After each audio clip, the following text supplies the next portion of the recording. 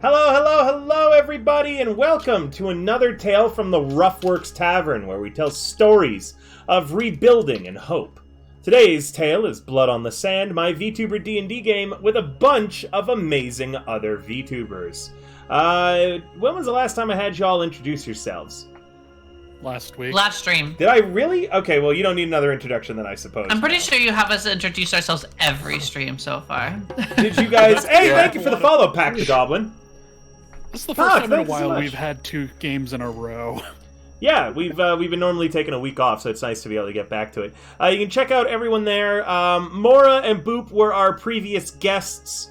Oh, no, totally fine that you weren't. It's okay. No, it's all good, Pac. You're good. So... where were we? First off, don't forget we're still running the 8-bit fundraiser, and I have great news on that front to report. My kitty cat has gotten a lot better. She's responded to the treatments very, very well. She is out of the worst of it. She should be okay. So the fundraiser is just to recoup the costs from the vet bills that we've done already. There's going to be a lot of really great rewards, including a digital convention with the context that I have in the TTRPG industry. Hopefully I can get someone from Artel Saurian to show up. We'll see. Fantasy Grounds, the VTuber sphere, as well as the cosplay community. There's going to be a lot of really, really cool stuff involving that. If you also didn't know, I have a VTuber agency I opened up back in February. We're taking auditions right now. They're open until the end of May. I think that's just about it. I've got no other major sponsorships or anything going on. The VTT that I use is Fantasy Grounds. You can check it out there, and I'm an affiliate with them, so any purchases that you make, they help go to support the channel, and you get good D&D books and such. And my model's just tracking a little funny, so I'm going to break all of your immersion right now. Just try to fix that real quick. Oh god, it's horrifying. Yeah, I got It's that. Andros! It's Andros! Star Fox, get over here! Thank you.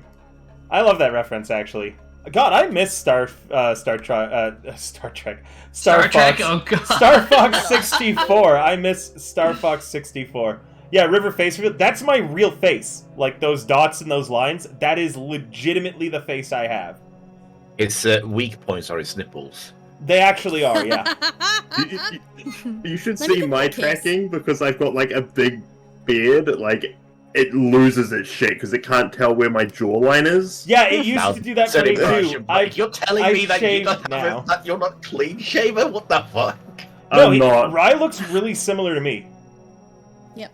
Like, I don't like, shave I clean, am- I shave dirty. I'm so sorry for your loss, Rye. man, I'm handsome. Fuck you. But, like, Chat GPT. I actually went and got a experiments haircut how it today, begins. and now my like head's on fire because my head doesn't like the product they use. I got a haircut recently too. Holy shit. Sorry, off topic. Last time on Blood on the Sand, the party pursued the mysterious raiding group pretending to be Cadron refugees across the sands of Thanskaran. Managing to catch up to them, they did a surprise attack, completely catching the assailants off guard and managing to neutralize a very powerful mercenary that they had with them, only known as the Mirror Man for the very strange mirrored outfit he wore.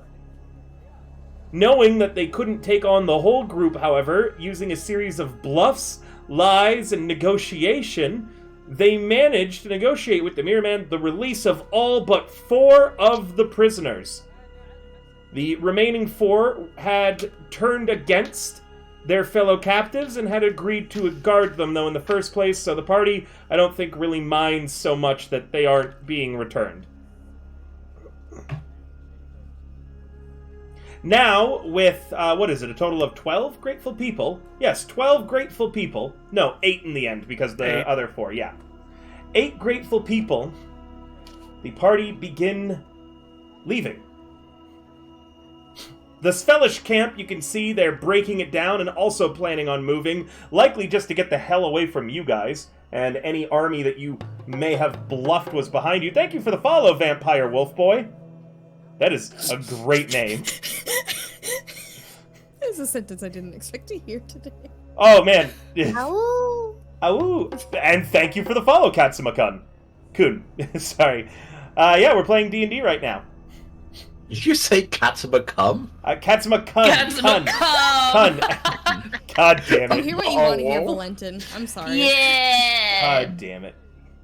Regardless, you begin moving away from the Svellish camp on your way back to Nessus with the 8 grateful people in tow, without... I've forgotten Boop's character's name! Taravananak. Taravananak! Without Taravananak, who, to secure the release for the final few prisoners, traded himself. The greatest sacrifice. As promised, once you're a certain distance away from the camp, across the dunes, the captured prisoners, who were all very much in pain and struggling, they suddenly, almost with a finger snap, seem to be feeling better and are more aware. Their eyes no longer clouded. The captives of Nessus are now looking around and trying to make sense of what's going on. I have an important question. I have an important answer. What happened to Pongo? Oh, he ran off into the Pongo's desert. gone, dude. Pongo. Pongo's gonna have his own adventure now. Yep. Good. It's Pongo time. I hope Pongo dies out there. Wow. I'm bitter. You don't say. I couldn't tell. That was Valentin's best friend. Good. He's my best friend now. He was my only friend. I just said I'm your best friend. The party's all in differing states, but with the distance you've now gotten from the camp, the... hello, Katsuma. Thank you so much for coming. With the healing of the captives and the distance you're from the camp now, as well as the fact that the sun is in fact setting, it would be a good time to set up camp, take stock of the 8 people you've rescued, and potentially talk about what you're feeling as a party, about how that negotiation went. Maybe get some answers on who the Mirror Man is, figuring out where he's from or what happened. Maybe someone can finally tell me why my back is flayed open. Mm-hmm. What happened when I went unconscious? How did I go You fell on unconscious a in the rock. first place? Yeah, nobody's told her yet that she took a fireball to the face as well. So, if we set up camp, as camp is being set up, she'd probably should wander over to Deirdre. Hey, love, how you doing? She kind of like looks a little taken aback at the fact that the other Zandra, the other personality, is back. Says, "Hi, I'm sorry. It's been so long since we last spoke. Care to remind me your name?" Oh yeah, it's Devin. No worries. Hi, Devin. How you doing, darling? Not great. As you can see, when I wasn't around, it seems Sandra got herself injured, and I have not gotten the chance to heal it or had anyone help me with that. Is there any way we could Yeah. Turn around. do that? And Sorry about that. could you tell me what happened? Because Sandra didn't know either. It's awfully complicated, but I can try my best to let you know, I suppose. Hang on, I need to target That would be lovely. Sandra. Tear. I haven't seen my back as well. What kind of we were in condition is it dire in? Straits. Ugh. She kind of looks at it and is like, ugh. I've seen better. It's not the worst thing I've seen, definitely, but yeah, that cut through to the sinew. Hang on. And I'm going to cast Cure Wounds. You heal 10 hit points. Oh, thank and you. as she's like healing, there's this warm light coming out from her hands. And she kind of pauses before speaking, clearly thinking very carefully about how she's going to go about this.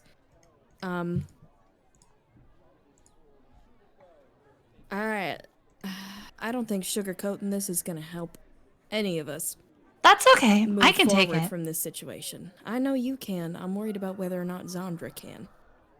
You know Well, how she's been. yeah, she can be a easily difficult riled up. one. Yeah, she Well, it's can. not just difficult. We were in a situation where we could have possibly died. We could have all died had she not gotten out of her rage, and there was no communicating with her. Huh. Or no easy means of communicating with her in that moment. So we tried to You- non-lethally. You warned her, I'm sure and then that she she- continued attacking? We called out that there was meant to be a truce, but she, I don't know if she was stuck in a haze of rage, or if she didn't hear us, or if we hadn't communicated whatever was happening. Clearly, it all happened so fast, but we tried to make sure that she was no longer perceived as a threat, and in doing so, Tear hit a lot harder than he intended to. He seemed surprised and scared. So she was taken out by one of our own? Taken out is a bit of a harsh way to put it, but yeah. I mean, there's she no. was- You said no sugarcoating it, honey. I'm just going along. I don't care either way. She was. I wasn't the one that got hit. I mean, she like. Yeah, looks if it at makes you and feel then better looks saying at it that your way. back. Yeah, that's definitely rightfully hurts. Was that all? Did Terrapinac hit her with an axe or something? Is that how her back got all split open? It was a spell.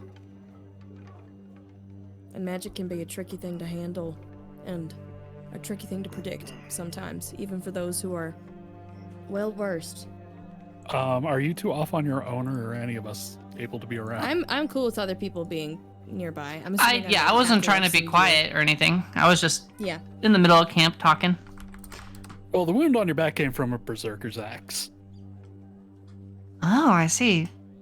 Again, Did that it was happen part of that whole before or misunderstanding. after? Well, you had attacked him after the truce had been called, Damn. but you didn't quite hear that at the time, and Or that's what care. led Didn't to hear? Tara, or understand, or I don't really understand the particulars of what happened exactly there. But after Tara put you down, the berserker then attacked you, and then we put down the berserker. Interesting. So the way Zandra described it was a little bit different, but I'm trusting that you guys are probably more level-headed about the situation than she was. Which is unfortunate, but I'm glad to be healed. We'll do what we can to Um, make sure you heal as best we are able. At the mention of like the way that Zandra probably described the situation and just kind of the fucked up nature of how things happened and how they all played out, some of the hard feelings that are probably here. Dee Dee gives a curt nod and starts like pacing and packing as though she's clearly like trying to distract herself. But there's a slight crinkle to her forehead, and she is clearly trying to stay busy.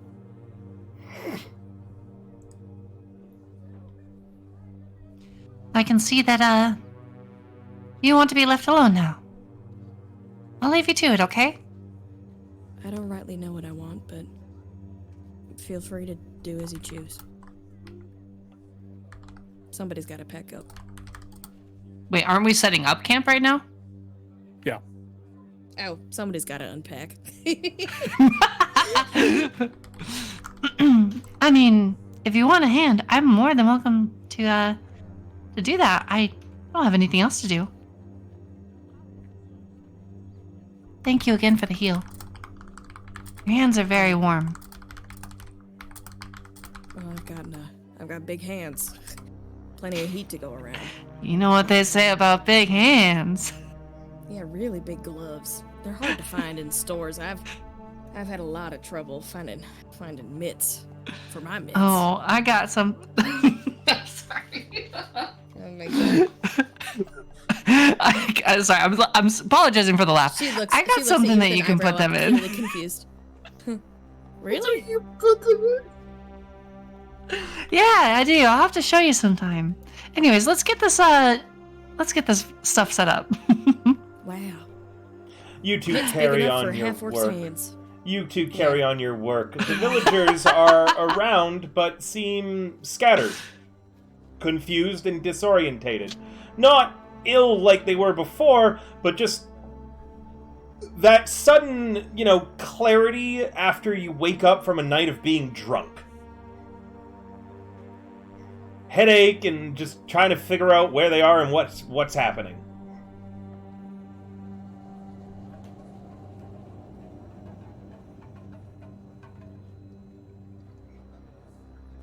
Lloyd, Serario, Buckethead, is anybody doing anything, or the other two Just are busy helping with setting setting up up. camp? Oh, so you're I'll helping just us help with that. Okay. Yeah. Lloyd or Serario? Serrario's looking at Lloyd like, you say something first. So Sorori's just standing there, not helping or anything, unless Lloyd does first. Because like Serrario's like not like normal, so she's like, I don't want to talk to the normies. You talk to them first. Oh my god, you're a fucking incel? What? I think the laugh on Version this of an didn't say it incel. so much better. Lloyd seems more quite distracted, like he's just not paying attention to his surroundings at all while sort of helping set up camp. Like he's deep in thought of something. The villagers do look like they could use some sort of direction or something to do that, but as you look around, Serario, you don't see some members of the party, and the rest are all busy working on the camp. Lloyd is just staring off into the setting sun. Serrario looks up at Lloyd and notices that he's lost his space. So first I kick my foot up his ass and he falls over. And I look at all the people like, all right, okay, we're getting camp set up. We're going to stay here for the night. And then we're going to go back. I know you feel like shit, but you just need to sleep it off. Who are you? Doesn't matter. Did you save us? Yes, now go to sleep. Indeed she did. She is one of the heroes that rescued you. She is just a bit awkward with people. And where... God, I love this. Coming where- from Buckethead of all people. Where are we going? Back to Nessus, where you'll be safe. Okay. We've negotiated a peaceful zone around Nessus, Oh, where you won't be attacked again. thank you. Thank you so much for saving us. I guess how should we help you set up the camp? Well, any little bit helps, but don't overly strain yourselves. You've just recovered from an ordeal. All right. They get to work, just setting up areas that'll be comfortable to sleep.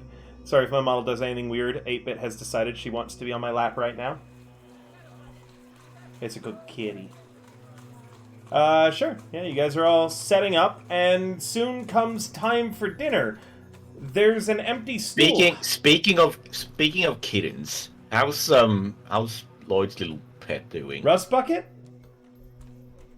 Rust Bucket's Yeah. here. Yes. Yeah, Rust Bucket is just staring up at Lloyd while he stares off into the distance. Thank you for coming, G. Kirita. Was that the Yuffie accent coming out again? This. A little bit, yeah. How far out are we from Nessus? How many days? I don't remember. 2 days. Oh, You have to we travel. have You, food. you were, right. yeah. You're also gonna have to travel slower, so you might take 3 days to get back because you've got a bunch of civilians. We had food, but it was with Pongo. Yep. Uh-oh. Sir Buckethead, you go to check the rations and you look for the saddlebags that Pongo had, and then you realize after a few seconds, what do you do? You seem to be the only person so far who has realized that you are 3 days away from the nearest settlement and none of you have food. Well, you don't have food. I go to Valentin and You just look kind of- for Valentin, but it's been quite some time since you've seen him. As camp started getting set up, you watched as he wandered off past the dunes without saying anything to anyone. Did you want to go look for him? You don't see him now. He's walked off somewhere. Yeah, I'll go find Valentin. Alright, go ahead and take it away, Valentin, wherever he finds you, or if you want me to make him do any rolls for this. No, I'm just straight past the tomb, so it's not like I'm hiding or anything. I'm just sitting off on my own. I'm just sort of busy. I guess you could say in checking out and investigating a familiar weapon that was left behind by Taravananak, who left his little dragon in my care. Seems I'm just really focusing on it, checking it out, seeing how it works and so on, but not really saying anything. It also seems like I'm sort of checking them out without actually checking them out. It's like mostly keeping my hands busy. Like, you know, when you've got a Rubik's Cube in your hand, and even though you have no idea what the fuck you're doing, you still just turn it anyways in the vain hope that one day you'll be able to solve one, mostly by accident as opposed to any actual skill. I think that was oddly specific. That's not... I don't want to talk about it! I don't want to talk about it! No, I mean, sort of, but this is more like I need to find out how to deal with this one. But also, it doesn't seem like I'm doing it properly. I'm just kind of mindlessly doing it. It's like I'm not looking at the equipment itself. I'm kind of staring past it.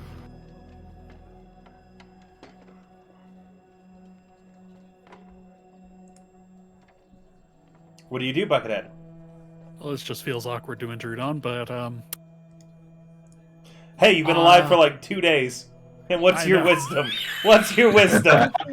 what wisdom? Exactly. You're not gonna realize the social faux pas of entering this. You got a wisdom of 8. Yes, but me, the person, is still aware of this. Thank you. I walk up to Valentin and, while keeping my voice somewhat low so that people don't start freaking out back at camp, and Valentin, we have an issue that I think we could use your expertise. Huh? Oh. Hey. So I'm not exactly stealthy, so you might have heard me approaching. Maybe, but I didn't pay attention to it. Yes. How can I help? Well, you see, your pet bird, he had all of our food. Not all of our food, but yes, plenty of A very food. large portion of it, and we're probably going to need a way to feed the townsfolk until we get back. Well, You're I the only suppose- one in this group that I think might have some sort of hunting skill. You would be...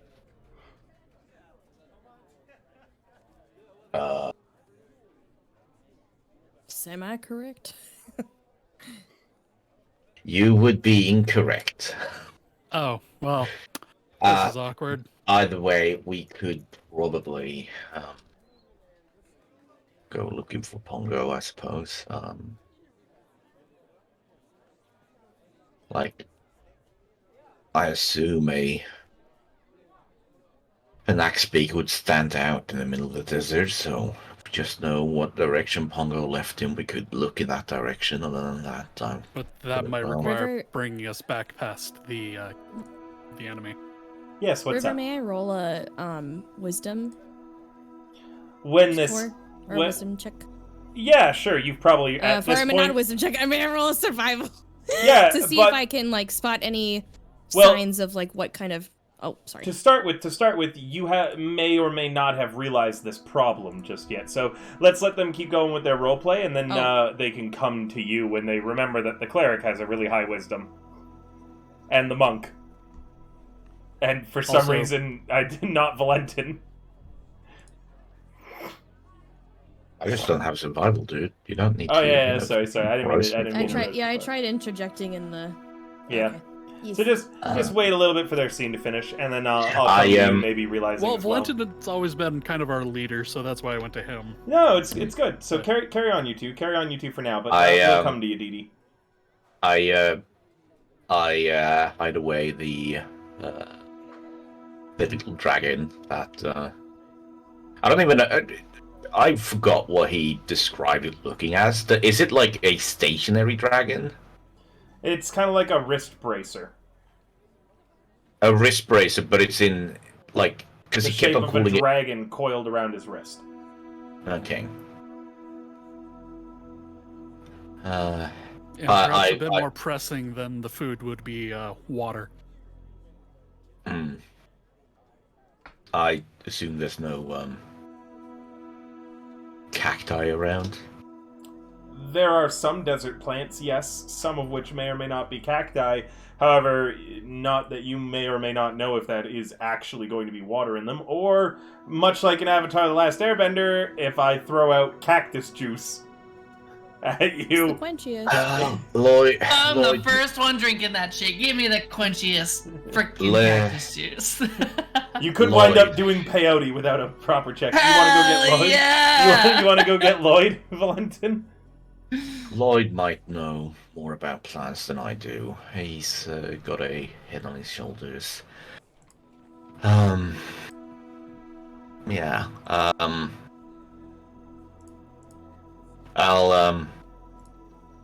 I'll take a look around, see if I can't spot Pongo somewhere, but you should probably approach either Deirdre or actually I don't know if Zandra or whoever else she is at the moment, if she's skilled in tracking, but perhaps asking her as well. I'll take a look around on my own. Alright. And I sort of mindlessly wander off, looking for Pongo, I guess. Sure, how do you want to look for the wayward Axebeak? Sloppily. I guess I'll just do a regular perception to see if I see him. That's about it. Sure. But really, I'm just wandering off on my own.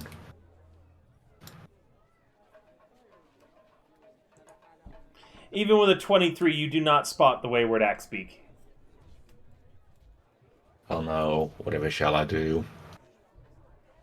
I keep on looking around as if I'm very busy trying to find Pongo. Sure. With a 23, you do also find a few plants hidden amongst some rocks in the desert that may or may not be useful. You'd have to get Lloyd to check them. But you have found the location of a series of grasses and cacti that would be enough to hopefully sustain the party. Again, you need to get them checked first. And again, I'm making myself look busy, even though I'm not actually doing anything particular. I'm just like, plants. I guess I can look at these plants for a moment. Sure. You watch him do that, Buckethead, as you're kind of like walking away. You want to roll an insight or anything?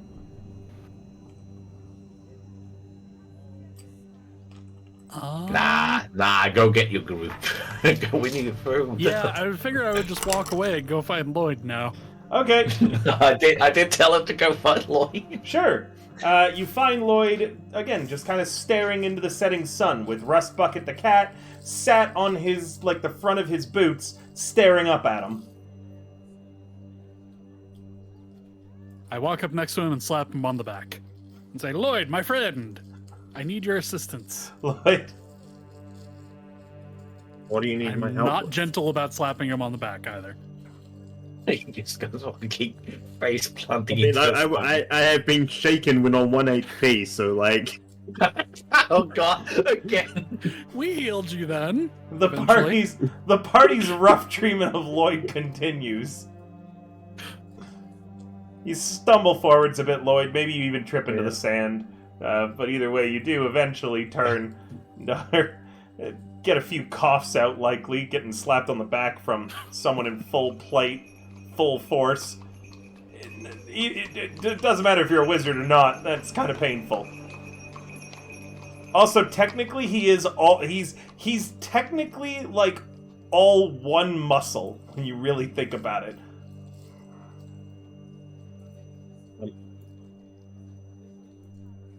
What did you need my help with? We need your wisdom. On You what? see, we have an issue of our food supply ran away and our water. That would be an issue. And we now have significantly more mouths to feed.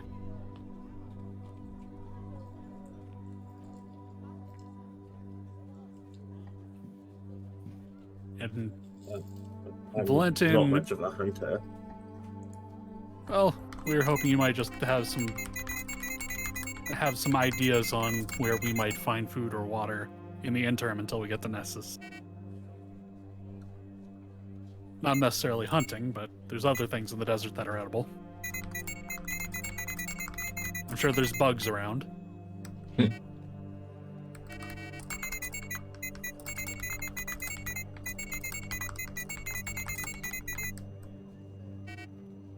If anything that can really help with this, It's a nature check. yeah, I guess nature is my best option here. Do you want me to make a check to see how much Lloyd would know about like wildlife that's like edible and stuff like that? A nature check, please. Yes. Yeah.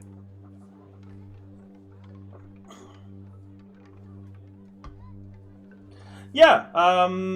You can definitely tell which plants in the local area are edible and which aren't. The problem is going to be actual collecting, harvesting, and things like that, as your knowledge only gets you so far. You can know of it, but you don't know where exactly to find it. However, with that nature check, anything that the party does eat that is brought in by anyone rolling a survival will be safe to eat, as Lloyd can double check it. Now it's a matter of just finding it in enough bulk to actually sustain people. I mean, I can tell you if anything's safe to eat or not. Besides that, I'm not much of a forager either. My other concern would be water. Do you have any way of, or knowledge of where we might find some, or gain some?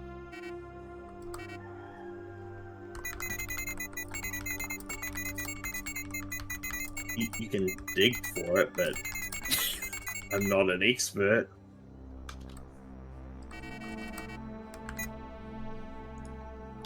Sometimes there's water stored underneath the sand.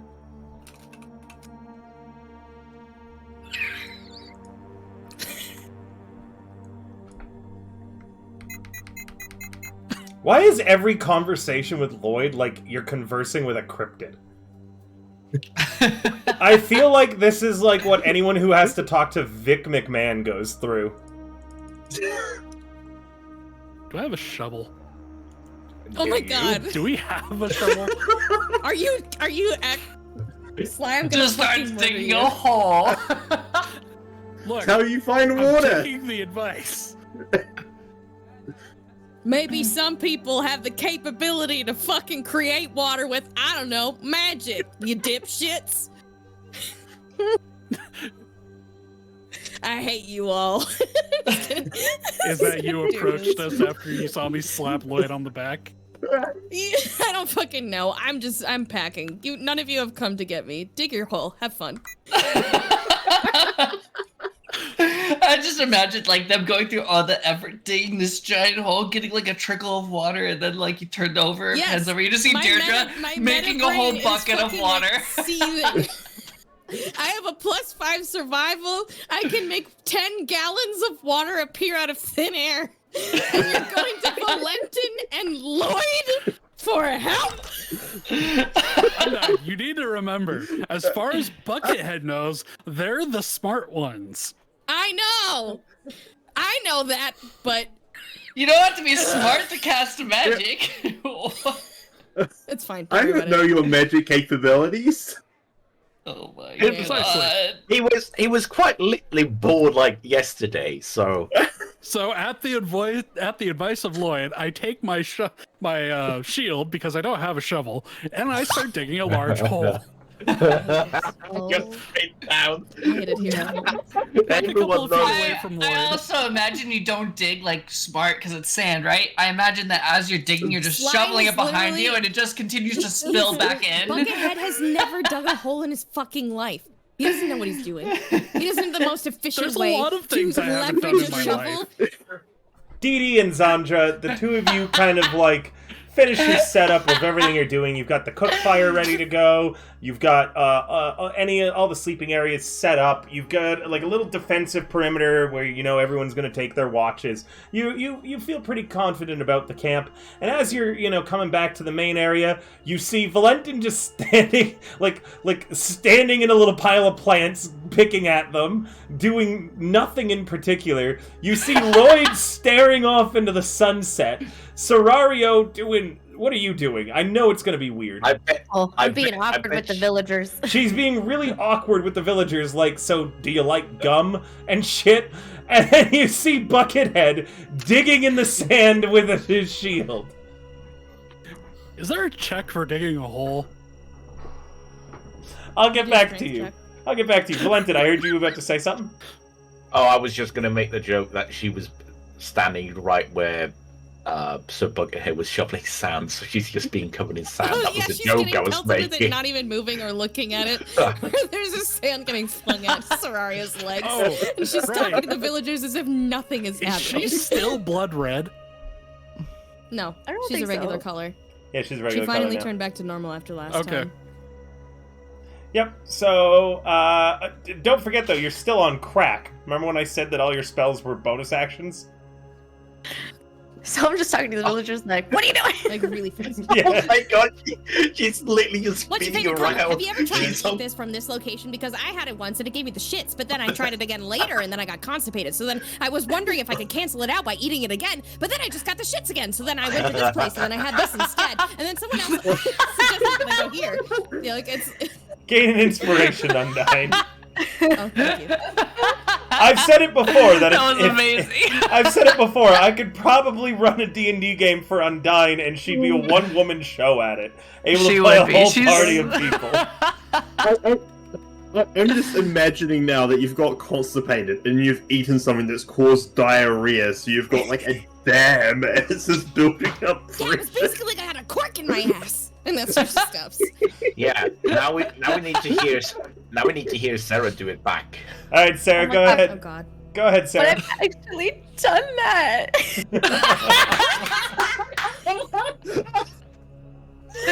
Intentionally? Or on accident? That's Oh, an like important the cork in the distinguishing. ass thing? I mean, it wasn't actually cork, but I've been I so was- fucked up. Wait. A piece of poop. That's what we were talking about? I thought that you meant, like, the eating something to, like, even out the constipation and diarrhea, but you put a Oh, yeah, I've cork done in that your too. ass? You put a cork in your ass? Both. Hold No, on. I've definitely gone to Dunkin' iced coffee for a full-fledged milk latte just to shit myself because I was so constipated. Okay, but you didn't put a cork in your ass like the world's most unholy wine bottle. Oh no, but the pooping was the cork. Ugh. Oh, that's She wa- disgusting. Look, she was just. I feel you, Sarah. I've been there before. Where you're like, I need to push the plug. Yeah. what- Or what's just a it- what- shitload of Miralax. What's it called? What that bears do? They go hibernating. You were just getting ready for hibernation. I know we're talking about putting the plug in, but I want to pull the plug on this conversation and get back to Undyne and Buckethead digging his Zandra. fucking Dee Dee and shield Zandra. hole. Undyne and Valtria. Dee Dee and Zandra. Buckethead. Dee and Zandra walk in. I don't even know that I want to ask, but what the hell are you doing? Zandra's gonna walk up with one of her rations that she's had in her bag, just eating from it. What you guys doing? I think I might have rations too, actually. I also have We rations. have rations and water. Do we have enough for 8 more people? No. I have 10 rations. I have 10 rations, but Zandra walks up, sees you guys just picking at plants and digging holes in the sand. What you guys doing? Lloyd recommended that I dig a hole to find water. You do know that I can magically create that, right? No, I didn't. Oh, well, I just need an hour to pray and then we'll be set. Don't need That to would worry be about it. more It is going to take a convenient. little bit, but we'll have plenty of water tomorrow. What are those plants you got there, Valentin? You scream off into the distance. Yeah, he walked off when he was doing that. Oh, okay. I'm like 200 I thought that feet off in the distance. Okay, Ask sorry. Buckethead, Sorry. like, what the hell's he River doing? River described it as you picking through plants when we walked up, so Yeah, I apologize. I didn't realize you were Yeah, close. sorry. You could see him off in the distance doing that. Undyne, go Okay, ahead. so I'll redirect my Go, question. what? I'll redirect my question to Sir Buckethead. Buckethead. What's Valentin doing over there? Well, I went to him first asking about food, and he didn't really have any good ideas, so he said he would go look around. And he's digging through weeds to do that? I mean, you can eat some of those, but Well, not that's what all. you guys eat, right? Plants and animals and things. Oh, good God. A lot of you would die if you didn't have me with you, huh? Never roughed it in the woods? Aren't No, you, don't no, I you haven't. wor- City slickers. I thought you worshipped the female goddess. Why are you saying God? Are you blaspheming? What? I thought you were. I believe God can apply to both. Oh, okay. Yeah. It's tough to be a god. I'm going to mosey on over to Valentin and be like, our time might be better spent putting up some snares or trying to find some burrows, figuring out what kind of wildlife might live in this area. Have Huh? you never hunted or foraged before? Sorry, I wasn't paying attention.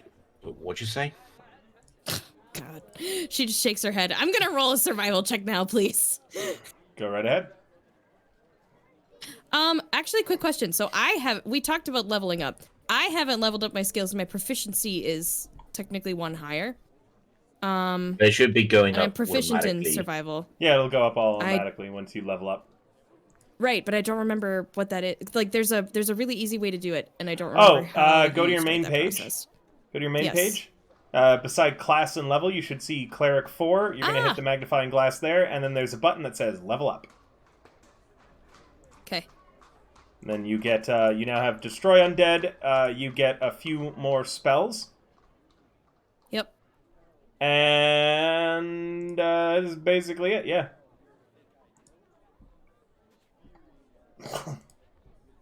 Cool. Oh, heck. Oh, dear.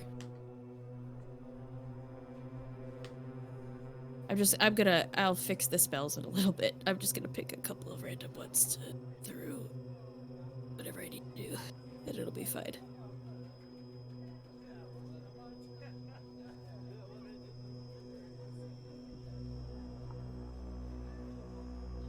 Okay.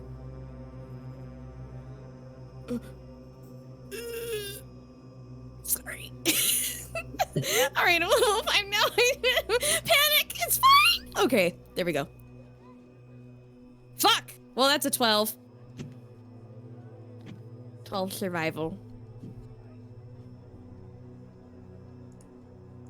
For finding food and such? Yeah. With a 12 survival, you should be... Oh, actually, that's pretty bad. You are not going to be able to find enough food for everyone like that. You should be able to find enough food for either the party or all the villagers over the next I'm gonna 3 feed the days. villagers. Well, if we pile We've that got some in with our rations. Should be okay then. Also, as long as you have enough rations. if I see Undyne trying to find food, Devin will also attempt to help find food as well. Just ignore the food that I found, huh? Yes. Yep. It might not be food. There you Well, go. as No, a party- Zandra, as a party, this includes what you found, Valentin, getting into it. With that, Zandra, the four of you working together, Valentin, Lloyd, Dee and Zandra, over the next 3 days, you will find enough food to sustain yourself and the villagers until you make it back to Nessus. It's not good eating, though. It's lizards and shit, but it's not awful. Well, looking at our party sheet, we actually have 40 days worth of food. Well, that was with Pongo, I'm pretty sure. Oh, wait, it could also be people's, starting The only one rations that's- that people The only just one didn't. that's not still there is Taravananak, so I just reduced that. Yeah, it could also just be the rations that we have been supposed to be eating across a couple of days. And just That not eating people- them. Yeah, that people just forgot to actually remove. Because True. I know that's some. Because I've had to reduce my rations. I'm down to 3 rations out of my first starting 10. But at this point, it should be just 2 left of those. So I have 2 days of rations. Yeah, But I don't know. I don't think I've been reducing it for days that we've been traveling, so that's probably right. Mine is probably less than 10. I don't think I have only 2 left, but it's probably like 5 at most. Yeah. It was so you had 1 piece of ration that you put into 10 really small pieces, and you just went, I had 10 pieces of ration. Yeah. Or I've got like recorded 3 as 9. rations. Either way, I don't know how the party sheet calculates it, because if it's 40 there, and I only have 2 left now, did it change? Because I reduced it by 1. So the way that it works is that I have to refresh the button. Let me refresh it for you all. Rebuild party inventory, and it should be showing now on the party inventory how many rations there are total. Suddenly it says 3. It total. says 39 total now. So it just reduced 1 when I reduced it by 1. So across all of us, we then have. Well, he also 40. removed Terra, so. Yeah, because I just reduced mine by 1. So assuming that it updates automatically, then the rest of you should have 36 amongst all of I you. think it's safe to say that the amount of food we have is not as much as we think we do. Right. I'm just saying maybe. Let me ask people the need party to- real quick. Didi, Seraria, Zandra, have you been reducing the number of rations every day that you were out in the desert? No. No. All right, in I that have not, case, no. I need each of you to reduce your rations by a total of 2 so far. Wait, Okay. how many did we start with? Or how many would we start with in a regular adventuring pack? The ones that are on your sheet, they would have been Oh, put I in had on 10. Yeah. Yes. Oh, shit. Yeah, you Okay. can see that they are there. So just reduce those by 2 for each of you. Okay. The other days, there were supplies on the sand skiffs, and there were supplies in Nessus, so you didn't need to eat your rations. But here you do. Buckethead, have you been reducing your rations? No, Go ahead and reduce yours by 2 as well. I already did. In that As case, you were saying that to them. I mean, perfect. The party has a total, as Valentin surmised, of 33. Meaning that for the next 3 days of travel... Oh, I'm sorry, Dee Dee still needs to reduce hers by 2. I know, I'm trying to figure out how because I feel you just stupid. click the number and type in what it should be. That's Yeah. what okay, I was expecting some kind of cursor or something. Yeah. It's Sorry, the same it was with confusing and weird. everything else on the sheet too. You think that it's like, oh, I should be getting like a pop up, or like, oh, it opens up in a different little square. Not you just need to type it in. So, sorry. with 3 days of travel ahead of you, the villagers will need a total of 24 rations to get by. That is how much they will need. Your guys' checks are enough that you can figure out the villagers and yourselves, but you will still need to consume rations at the normal rate, so you will each go down by a bit. 1 ration a day. But you won't need to worry about the villagers, is what I'm saying. Okay. Some of Okay. you might need a hand, some to Lloyd and Valentin, who only have 2 and 1 ration left, respectively. Mm-hmm. Wait, I should have 8. On the sheets, tell me you got 1. It's probably because he has put it as like rations 10, and then not No, have a. no. Oh, I am dumb, and Sorry. Wait. may have changed the weight instead. Wait, Oh, my yep. ration. Yep, you have a really hefty ration. He's just One got... really Yeah. fat Really, ration. really big granola bar. He's got, It's like a he's fucking got brick. like a fruit roll up, a fruit by the foot, something. 8 Thank pounds. you so much 8 for the pounds subscription for button. one ration. God Thank you damn, so much. bruh. Because Congrats on the 2 I was months. like, oh, I What you was at got 9 there? rations. I should minus got- 1. You got the whole chicken in there, man? What you got? How much are rations meant to weigh? He's got one of those really big, like, mutton chops things, like, that's comically big. Oh, Yeah. He's like, Lloyd's just been traveling with a cow on his back this whole time. Oh my god. Because the weight Raise a should hand be, like I'm is it holding a total cow. weight or individual weight? The weight updates automatically if you It's change the individual weight is how much each ration Okay. should weigh. So right now you have 8 rations that weigh 8 pounds each. Oh, River, somebody gets inspiration. Yes, someone does get an There we go. inspiration. That's correct. Hey, Eldritch, we're doing good. We're just setting up for some D&D. We're currently figuring out food and rations. The fundraiser for 8-Bit's still going on. She is doing a lot better. We have to get her spayed quickly, though, because the problem could have been a fluid pocket inside of that area. So we have to get it taken out ASAP. So that's the next thing that we're going to be doing. So any support towards that is huge and helpful. But she's doing a lot better, and unless that fluid pocket causes more health issues, for the time being, she is healed. So we're doing pretty good. Thank you so much, Button. Who do you want to give that inspiration to? Keep going while a Button decides. I'm enjoying the jokes about Lloyd's massive rations. Is that what he calls his penis? Yeah. Hey Lloyd, I need my daily ration. I mean, Give me my Serario booty might. juice. Serario I'm might. hungry. I'm hungry. I'm hungry. Time for my kumis. I was gonna say, Daddy, I'm ready for my milkies. Oh Daddy, feed my god. Please Daddy, my excuse me tummy while I is go vomit.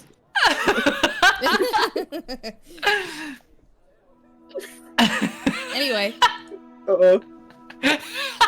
Now I'm just Scream. thinking of the meme of the post of like the person's like, look how sexist the dairy industry. All of the names of these dairy cows are female names. So people are like, I don't think milk Fucking from a God. bull would taste nice. I stole couple. Can't believe they're so That's fucking sexist. Yeah.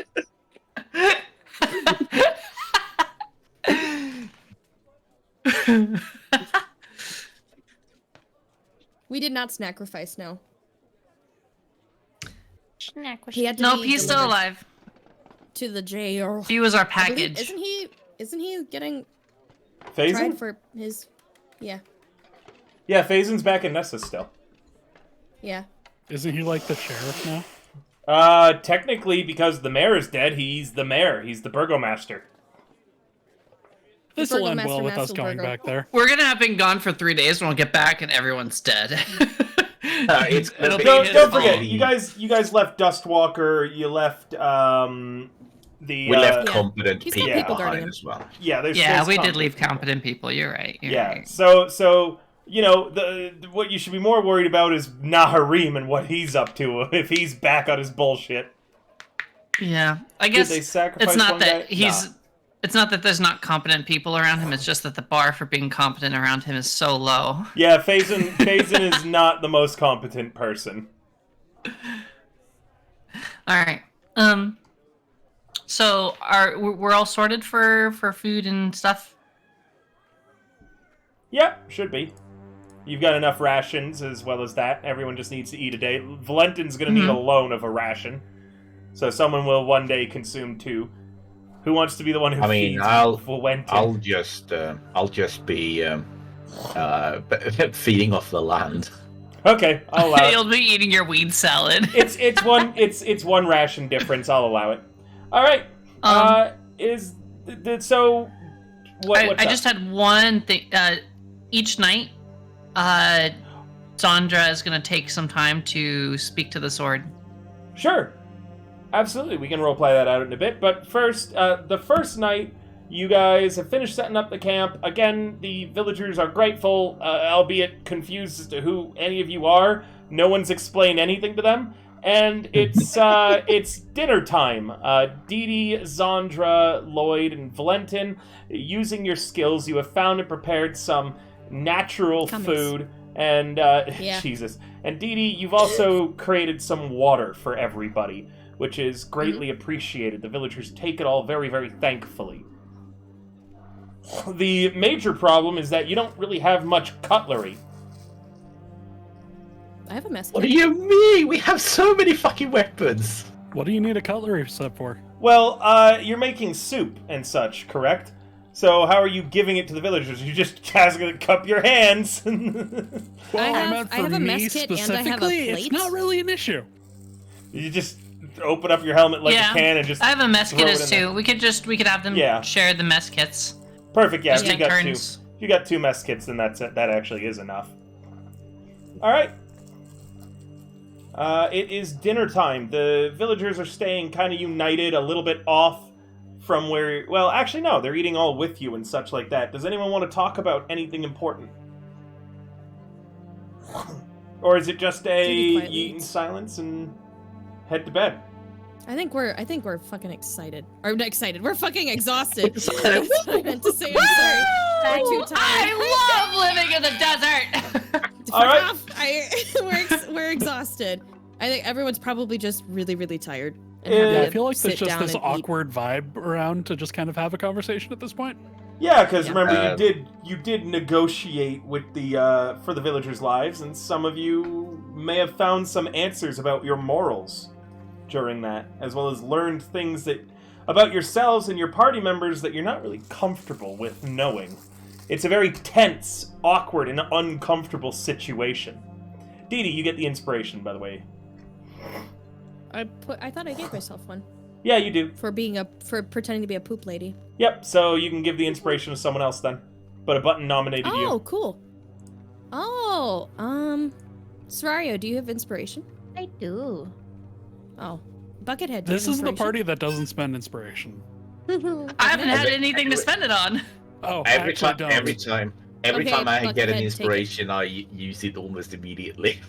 Yeah, that's what I've starting to learn. I'm gonna have to use mine like as soon as I get it. Yeah, I do tend to give it out a lot, especially when you guys already have a lot of inspiration. Also, a lot of people subscribe when we're playing this game, so you guys never run out of inspiration, it seems. Never stop. Again, Never stopping. Give us the power.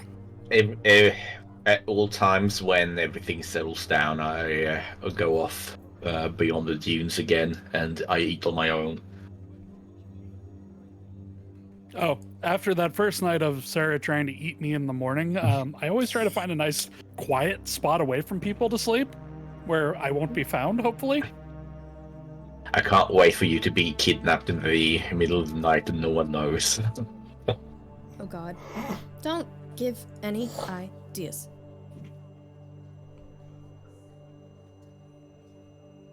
Who wants to go on an adventure finding Sly who just got kidnapped by desert creatures? He'll make his way back. He'll find his way. I feel so loved. I was hoping you'd leave little droppings along the way. Thanks. I want to note that I am a very large slime. It would not be easy to just kidnap me. Maybe the thing that kidnapped you is even bigger. Then whoever was on watch at the time they've got problems. Maybe they kidnap you when it's you on watch. Ooh. Ever thought about that, huh? Yeah, I think it's safe to say we don't have anything important to talk about. Excellent. Yeah. The feeling in the party camp is uncomfortable, to say the least. It's quiet. Valentin doesn't crack or tell any of his normal fun jokes. Sir Buckethead doesn't ask any questions. Even Serrario's farts sound a little listless and I was about to say, without the Sorario heart in cracks them. enough for the rest of us. The They're day, much more subdued toots. Zandra, you can have some time with the sword now if you'd like. I think for specific reasons, for now, she's just going to start with telling kind of just generic stories about her life that aren't necessarily super important lore-wise, so we can skip them until a few nights from now. I think she's going to try a more important lore story if she doesn't get any response from the sword. For sure. Alright, day 1 of your travels, everybody consumes a ration. Day 2 begins. I have to roll for random encounters, so you'll have to give me a moment. So, are we keeping track of all the rations being eaten then? Or are we just going to... Please do. So, since I was holding 8 of them, how many of mine got eaten? It's not just the one, right? No, just the one. It's one a day. So the checks we did earlier handled all the villagers without you needing to consume rations. Gotcha. But we still need to consume rations ourselves. Gotcha. Mm-hmm. Okay. I've rolled for encounters. Throughout the day, you come across a dead dog laying. I'm so sorry. Okay.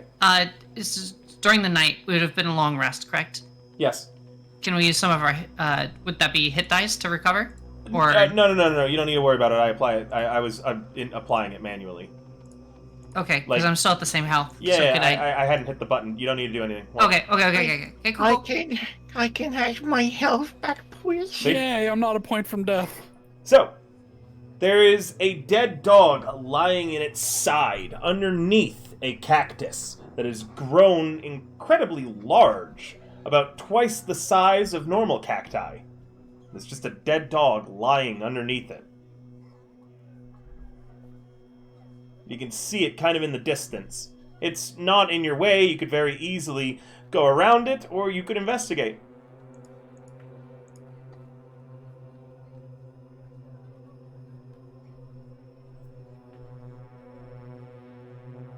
That's not normal.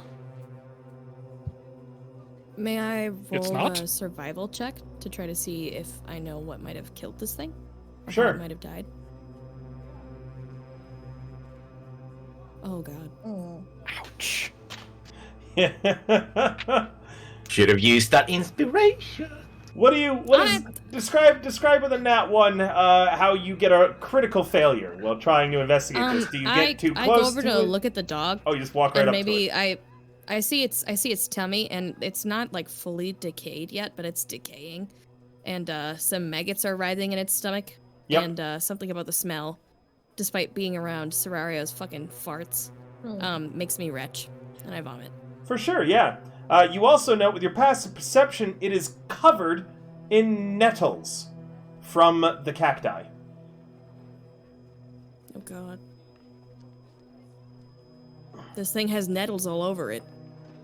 She eyes the cacti suspiciously. How far Oh my away God. are you from the cacti? I don't know. Well, Do you you tell think- The me. cacti are. Do you think he said nettles or nettles? But he can't Shush. pronounce it. Nettles. Shush. He Uh, very carefully said nettles. So, Because he said it slowly. thank Like you. a good boy. I am a good boy. I'm not super close to the cacti, I think. I mean, I don't know why I would be. I don't know how far away the dog is from. Directly cacti underneath either. it, 5 feet away. Oh, it's like underneath it? Yeah. Well, I'm probably 10 feet away from the cacti. Okay. You wretch. Does anyone else want to do anything, Dee Dee? Zandra I will start walk walking up. away from my puke? Yeah, Zandra walks away. Walks right next to where, not any closer, but walks up next to where Didi was standing, and seeing that Didi struggles, Zandra will just spend her inspiration to make sure that this goes well. Sure. 2 7s, of Wow. course. Wow. 2 fucking 7s. God damn it. I mean, it's better than a nat 1. Yeah. Shut up. You're not certain what caused the cacti to grow that big, or why the dog is covered in nettles, and it's making you generally uncomfortable.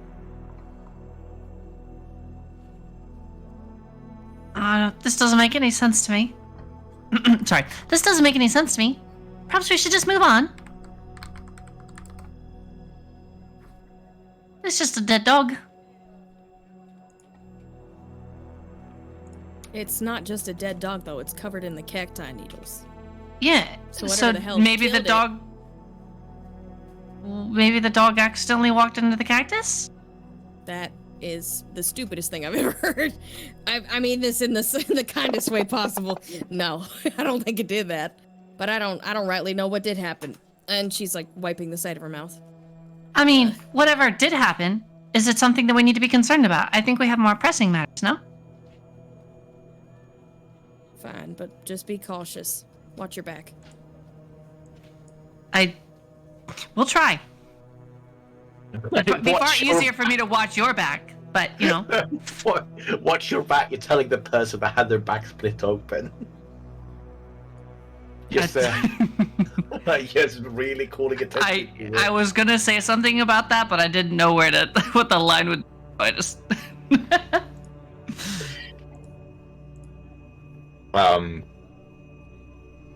Yeah. I don't even approach the entire thing. I'm still staying away from the group in general. So is anyone doing anything? I'm Well, 2 probably people just already standing as tried. like a rear guard of the villagers. Sure, what is it that you're trying now, Zandra?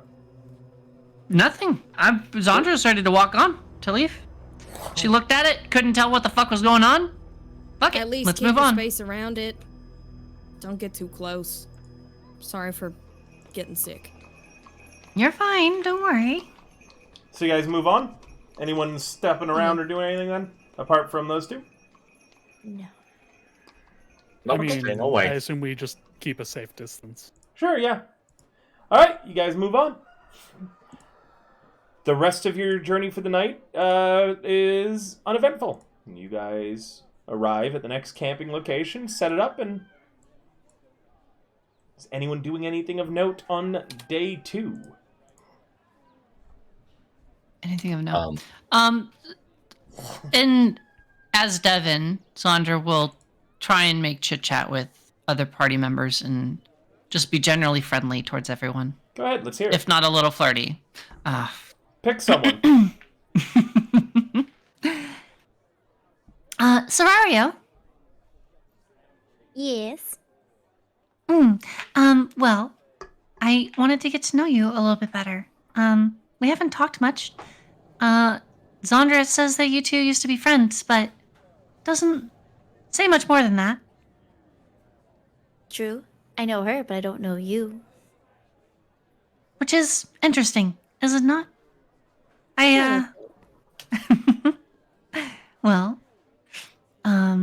she says very good things about you, although that you're kind of chaotic. I'll take I think that she as a likes that. compliment. Yeah, she likes that about you. In a world, at least she describes that where she came from, everything was kind of not ruled in strict law, but she says that you guys come from someplace where everything's just the same always, you know?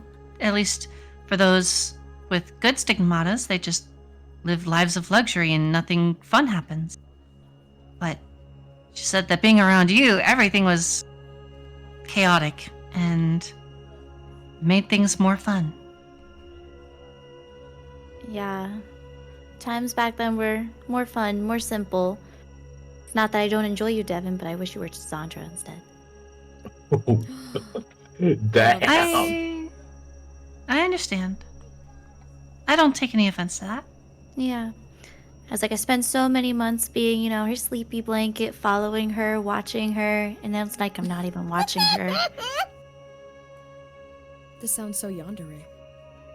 This does. Yeah. I mean, she's still around, but she's been through a lot. She's not well. Yeah. Well, since I can't tell her, will you tell her I miss her? Yeah, I can do that. I appreciate it. Miss Rario kind of just looks sad, like she likes talking to Devin, but it's still not Zandra.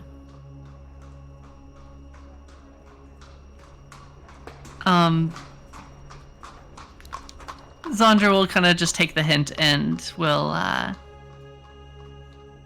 move on. Oh no, Devin, right? Yeah. Okay. And as you're kind of moving on, she's like, "Bye, Zandra." No. No. Ugh, my heart. With that, Go ahead. No, go ahead. with that, the night ends uneventfully, and it's on to the next day. The day is also uneventful, and tonight's the last night you'll be out in the desert. You'll arrive back in Nessus pretty early in the day. Anyone doing anything throughout the day or the evening? Same thing I've been doing every night. Just staying away from everyone, mindlessly cleaning my my weaponry, even though it's been clean for the past 2 days. I still go back, clean it, take it apart, reassemble it. Then I re-examine the wrist launcher. Try to find a way to take it apart, but realize that I don't understand it, so I don't want to break it, so I just leave it as it is, but I keep inspecting what I can. Then I re-clean. Keep just taking care of the same parts over and over again. All the while staying away By now, in my solitude. By now, anyone with an insight higher than 14, wisdom higher than 14, would notice that there's something off about Valentin. He doesn't normally act this way. He's very much isolating himself, it seems. Valentin, Huh? care to talk about why you're cutting yourself off?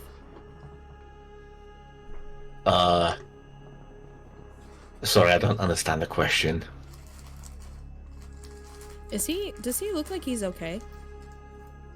Has his I mean, hygiene slipped at all in the past few days? Is he not putting as much care into his outfit that he normally does?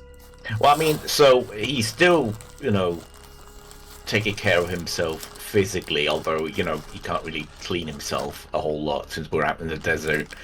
But he's still, grooming his beard. He's definitely going through the motions I of just his. cast calm emotions on myself. Basically, he's going through a routine every day. Sorry, Why are you fighting so hard to try to maintain some sense of control? And getting so separated from everything else that you can't control around you right now.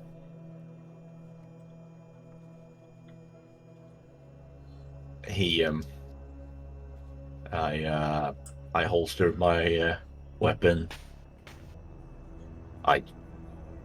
I'm really sorry, I don't understand the question. You seem off. What's going on?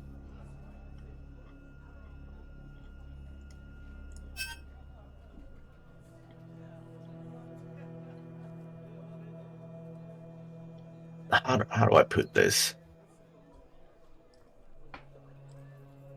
When I left my homeland, I did so with an idea of what type of a person I would be. I could easily have just stayed at home, taking care of my family's estate. Lived my life over there without really having to put too much of an effort into life. Even with my family gone, I could have still gone through the motions of keeping up appearances. I could have made life better for the people around me. Could have improved infrastructure. I could have made improvements to social and healthcare. And instead, I thought that the only way for myself to be remembered in the future would be if I left abroad and I made an impact on the world. I became a hero, saved thousands, may have people write songs about me, maybe plays, similar things. And I think I've reached the point where I'm starting to see the folly of my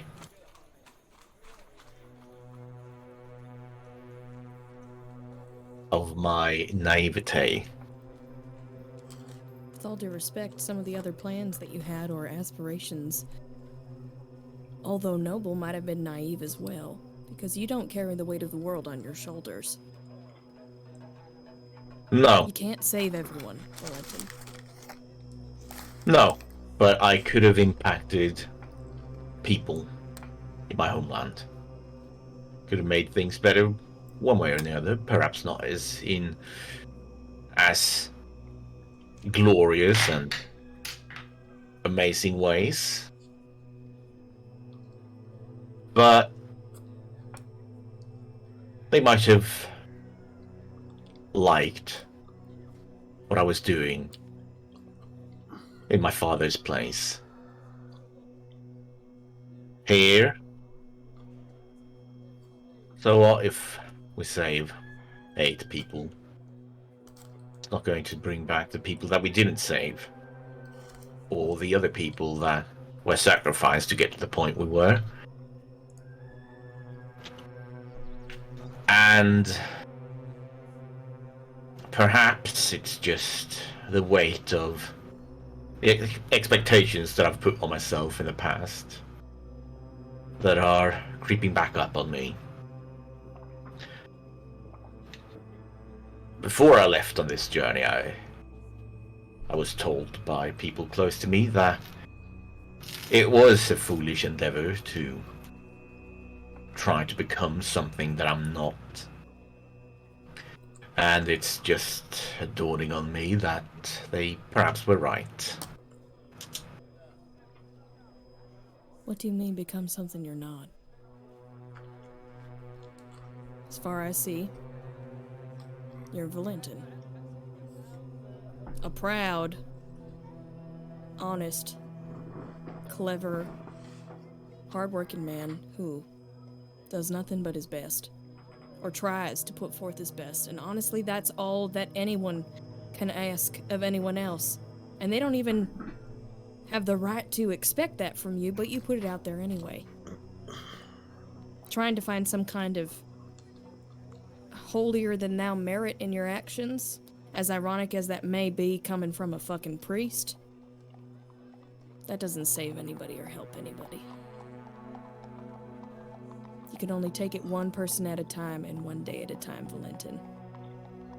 And those 8 people, whether it be 8 or 1,000, I think every life is worth trying to save. Not just saving, but the fact that we tried, and that we will keep trying. Deirdre, if we're like sitting down or something, Deirdre squeezes, or maybe we're walking, so she squeezes Valentin's shoulder. we're gonna keep losing.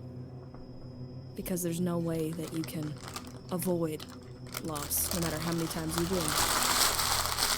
But what matters is how we get back up again when we do lose. Keep getting up, Valentin. Keep getting up.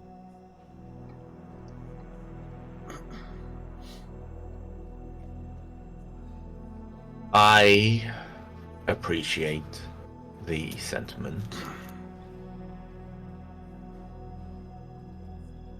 But it doesn't change the fact that I feel like we've failed. Nothing's gonna change that fact, Valentin. Nothing but you. And you can either choose to wallow in that sense of despair or guilt, or you can pick up and try again. It's gonna take time, and it's not ever easy. She looks down at her arm, and you see, I suppose like a scar on gray skin. Not the stuff on her back, but it's this really light green shade. And it looks like there are several tick marks, counting out something on her forearm. She kind of brushes it, thinking, before pulling her sleeve back down. The loss never gets easier. But you carry them with you. We all do. And whether you choose to keep going out of spite, guilt, or some kind of crusade to become a hero, it doesn't matter, just that you keep going. And I know that that's rich coming from me now. But I hope that eventually you'll find your way. Thank God we've got Dee Dee here, otherwise nobody would be getting a pep talk in this group. This is the second pep talk she's given. Dee Dee is the party's mom, therapist, Yes. and also the only reason they have any water in the desert. Thank you for the hydrate, Ducket. Yeah.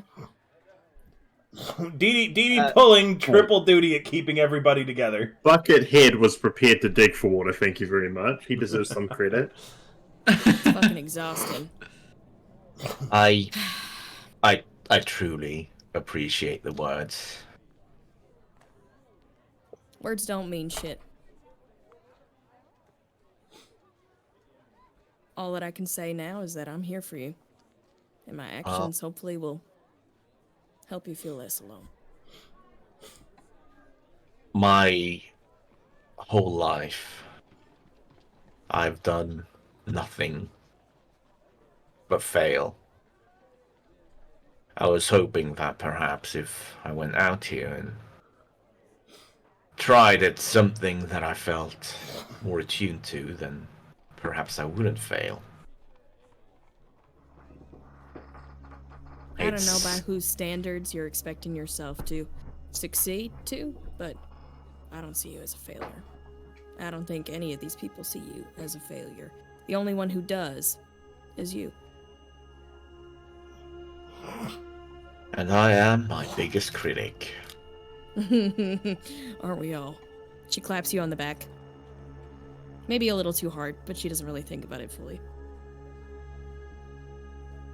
Ouch, my noble shoulders. Ugh.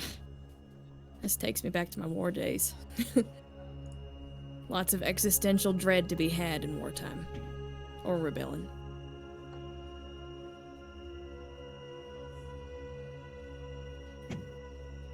Thank you. Everybody feels like a failure sometimes, Valentin. Well, But hey, rest assured, we're failing together. That's for sure. some of us just feel like failures more often than others, I suppose. But thank you. We'll work on Now that. I have a stain that I really need to get back to, and I go back to cleaning my same clean gun. Anyone else doing anything this eve? Just talking to my sword. By the way, Sandra would probably slip away from others so that she can talk to the sword in quiet. Go ahead. Is it Zandra? Or is it... Yes. Zandra would come out and she'd sit away from... This is, like I said, this isn't an important lore story tonight. Well, this I is the gotta have last something. night. This is the last night before you're at Nessus. She'd do it in Nessus. Okay, perfect. Okay. Yeah. Anything else then from anyone? Alright.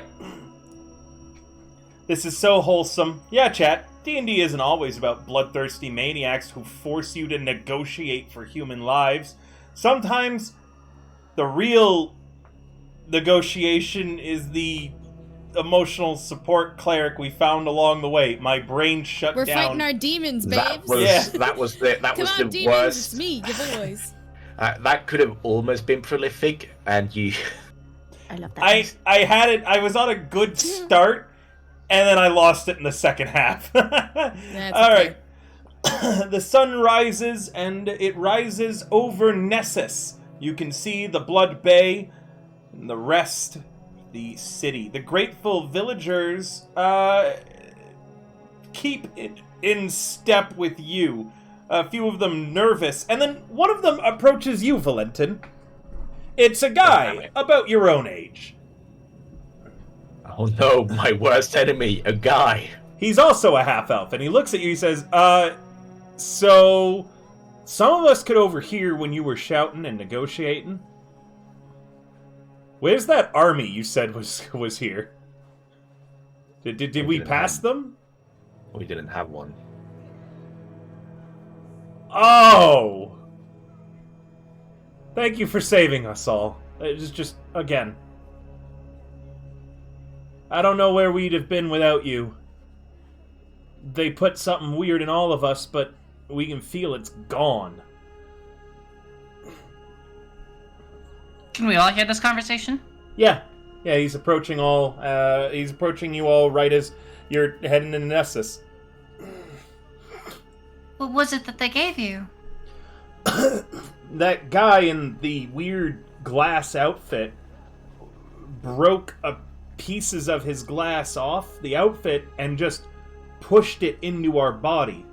And it was these weird glass discs that just phased through our skin into our body.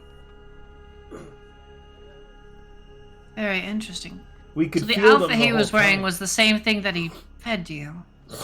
Oh, Weird. yeah, but the whole thing was weird. They had us charmed or something somehow, so it felt normal at the time. And I don't know how much was real and how much of it is just magic. But that's what it looked like.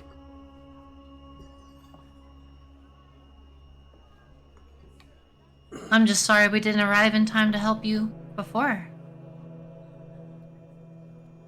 I'm glad we were able to get you home. You came in the end. We lost a lot, but we're grateful for what we still have. And we will rebuild. He nods. Well, that's just the Thanskaran way. We'll rebuild. We'll get stronger. With that, they move to disperse back throughout the city, unless you guys have any questions or anything that you wanted to do with the villagers before they head back to their homes with grateful family members hopefully waiting for them.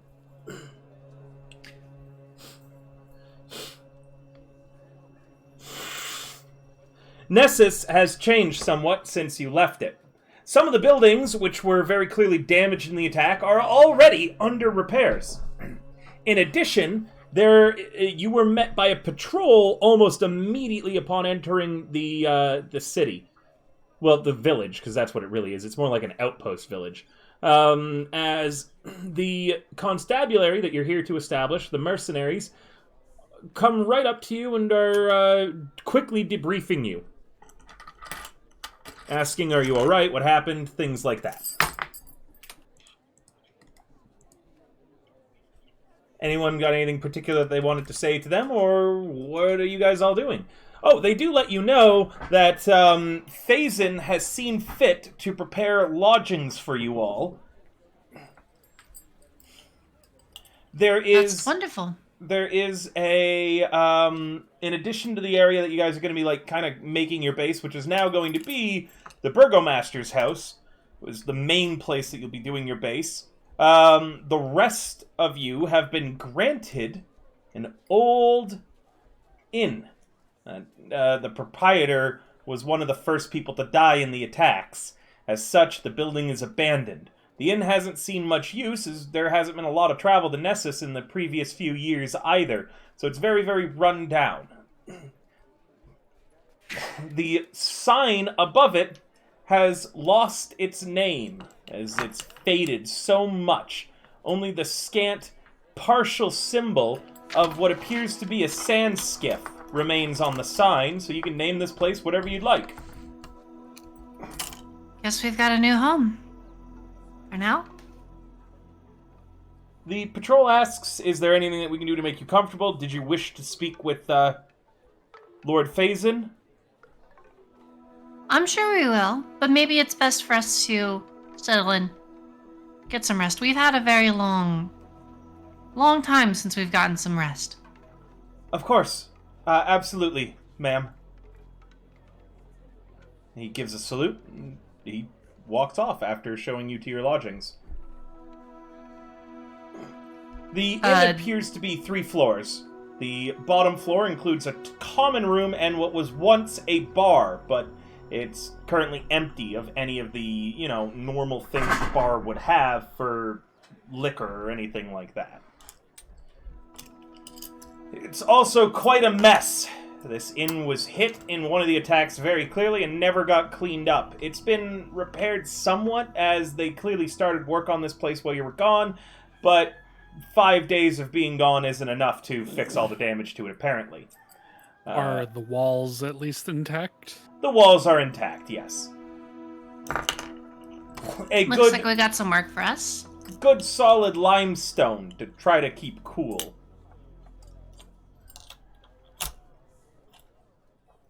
Well, don't all look so glum. We have someplace to sleep now. And Devin will open the door and head inside. You do so. The inside, like I said, kind of a mess on the main floor. The second floor includes 6 rooms, 3 of which are 1 bedroom, 3 of which are 2 bedroom. 2 bed, 1 room, 2 beds. And then the upper floor is a master bedroom, the lavatories, as well as a small library that looks like most of its books have been damaged or are missing. There's only a few volumes of fiction laying around remaining. Serario goes, dibs on the lavatory. Could I, I'd like to look around the library and see if there's any unused notebooks or books that have open space in them. Yeah, there haven't been used. Yeah, there are a few notebooks and journals that you could just tear out the pages. You find a particularly boring one, rip out the pages that have been written in, and you got your own notebook now. You also find something that catches your eye with your passive perception. It's a book with 2 dwarves on their front, their beards tangled up together, tied in knots. And on the front, the title reads, Tangled Beards. She'll pick that book up as well. You pick it up and you turn it over. From the blurb on the back, it appears to be this torrid, steamy, forbidden romance novel of a clanless dwarf and a dwarf in the upper echelons of Kadrin's military. Now that's interesting. Guess I'll have to take that with me. Devin will stuff it in her bag. But before she does anything else, she's actually just going to sit down with her writing utensils, and she's going to try and copy everything from memory of her notes that she gave away to duplicate them. Ooh, interesting. Roll me a history. Oh, God. I will History. hold on. I will also allow a flat wisdom check. No insight, no skill on that. Just flat wisdom. That would be so much better. That's a +3 versus a -2. You can have my inspiration. 20. A dirty 20. You remember them pretty I think well. it's good. Cool. Sandra will recreate her notes as best she can. Honestly, Alright. the stuff that the more recent stuff is probably the more important stuff, so it's probably better that it's fresher in memories. It's easier to recall. What's everyone else doing? Where are you getting situated in your new home? And is anyone going to do anything with the signs, such as naming this place? Well, first I was going to go into the library, but seeing that Zandra is occupying it at a moment, I'm going to instead... If you walk up to the door, Zandra will look up at you. Well, come in. There's plenty of room for more than one person in here. No, there. I mean, I appreciate it, but there are other things that Don't I be need. shy. It's okay. You can come in. If you need me to leave, I can too. I'm just copying down some notes. No. Don't worry about it. You just keep working on. There are many places in this place that. You're needs a very to be stubborn looked one. after.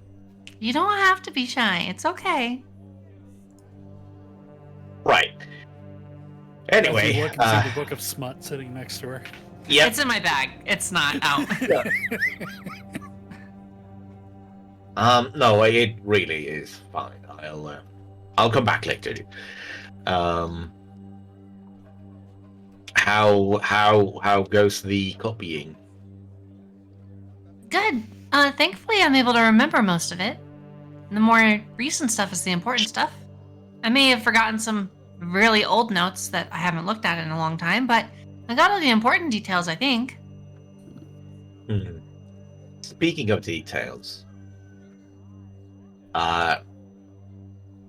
this might be a rude question, but is it Devon or Zandra right now?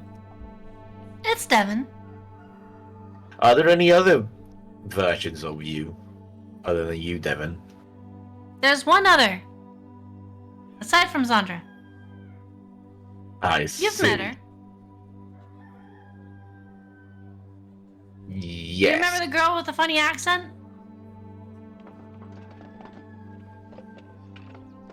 Hold on. The girl with a funny accent. Yeah. Yeah? What's her name? She's honestly really secretive. Zandra knows, but she won't tell me. Ooh.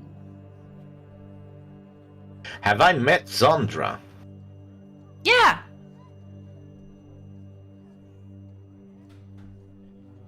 Huh.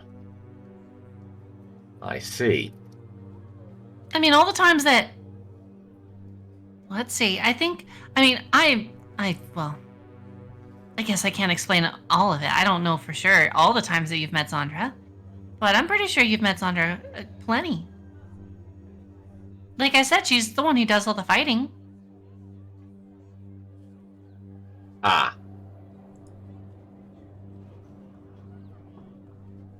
Well, this has been illuminating.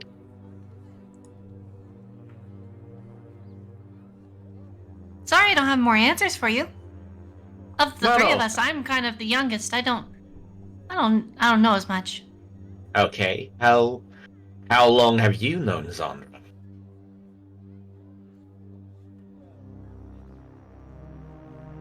How long were we out in the sands? 4 days? Oh boy. So you're basically the same age as their Buckethead. No, I wouldn't say that. I'm not a child. I just... Well, neither is Sir Buckethead. I'm just saying your existence has been for 4 days. This is a very strange line of thinking, but yeah. Yeah, Zandra was very stressed out, and she felt that the other girl couldn't handle the stresses that she was under, so she made me. Ah, I see. I still have a lot of knowledge and experience in this weird sense. But, it's just different than Zandra's. I really don't understand it, but yeah. This is all kind of new to me, too. Bet. Well, I wish you future luck on your endeavors, and I shall be back later on once I've inspected the rest of the abodes we're currently inhabiting. Thank you. If all goes well, you'll never see me again. But I doubt that. Well, okay, that is one hell of a note to leave on. If we do not meet again, Just if you don't see me again, it's because Zandra's around, and that's fine. I'm only either here to way, help her. It's been a pleasure, Devon. I hope that if we do meet again, it'll be under less stressful circumstances, but I assume that's basically what you come out for, so... Pretty Either way. much. Either way, if we don't meet again, then hopefully it's for the best. But it's been a joy and a pleasure. I shall leave now. Alright, have a good one. Bye. He doesn't say goodbye, he just leaves after he says that. There's wherever you guys are, they're both pretty high upstairs, so they wouldn't be able to do this. But for anyone in the common room near the bar, there's a knock on your door. Serario, I'm probably Dee, still down there. Lloyd. Okay, so Buckethead, you're going to answer it? Sure. It's Majida Akram here. The leader of the mercenaries. Works directly for you guys and kind of in the interim between you and Phazin. In one Have hand... I actually met this person? Yes, you have. Very briefly, it was Very when we briefly. first came. Yep.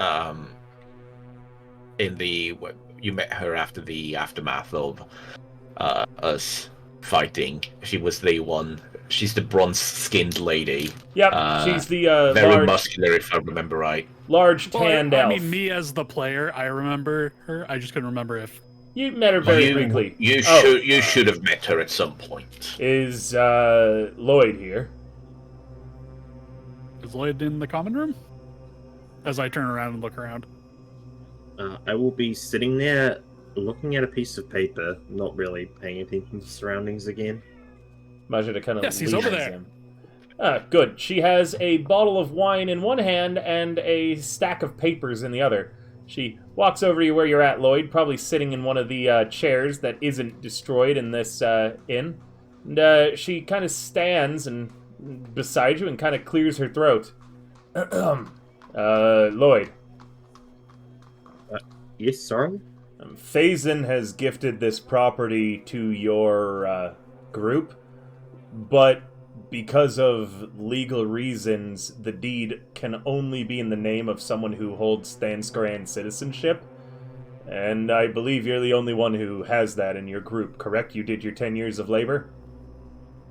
I have. In that case, this property belongs to you now. She holds out the deed. Thank you, I guess. Do with it as you will. In addition, Phazin had me send this, and she holds out a bottle of wine. The label is stamped with an incredibly fat nobleman shoving a fork into his mouth, and it reads Fat Bastard Winery. Hell yeah. Would drink. This is a This It is sounds gift. like something out of the Pacific Northwest. This is a gift for your party. Thank you. I'll make sure everyone gets some. Lloyd then immediately evicts the rest of the party. You may do with this building whatever you wish. Consider it Phaeton's thankfulness for dealing with the Naharim issue in a peaceful way. He's recovered somewhat from his ordeal in the sands and is capable of being spoken to, but at the present, myself and Dustwalker have been tending to the outpost's day-to-day needs. We would appreciate a report from you as swiftly as possible for what happened in the desert, as we've heard you managed to rescue some of the missing villagers. We did. I'll get you a written report sometime tomorrow. Thank you. As soon as possible so we can carry on with it. There's still a matter of what we want done with Naharim as well, whether or not it's going to be included in the official report that we'll be sending to the Snake Charmer. So I would, if I were you and your group, once you've had some rest and enjoyed the wine tonight, I'd wake up bright and early and come by the city. Well, I guess it's not really a city hall. The Burgomaster's mansion.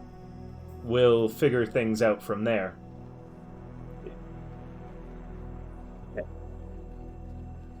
Right. If there's nothing else, I'll be headed back. Have a nice evening.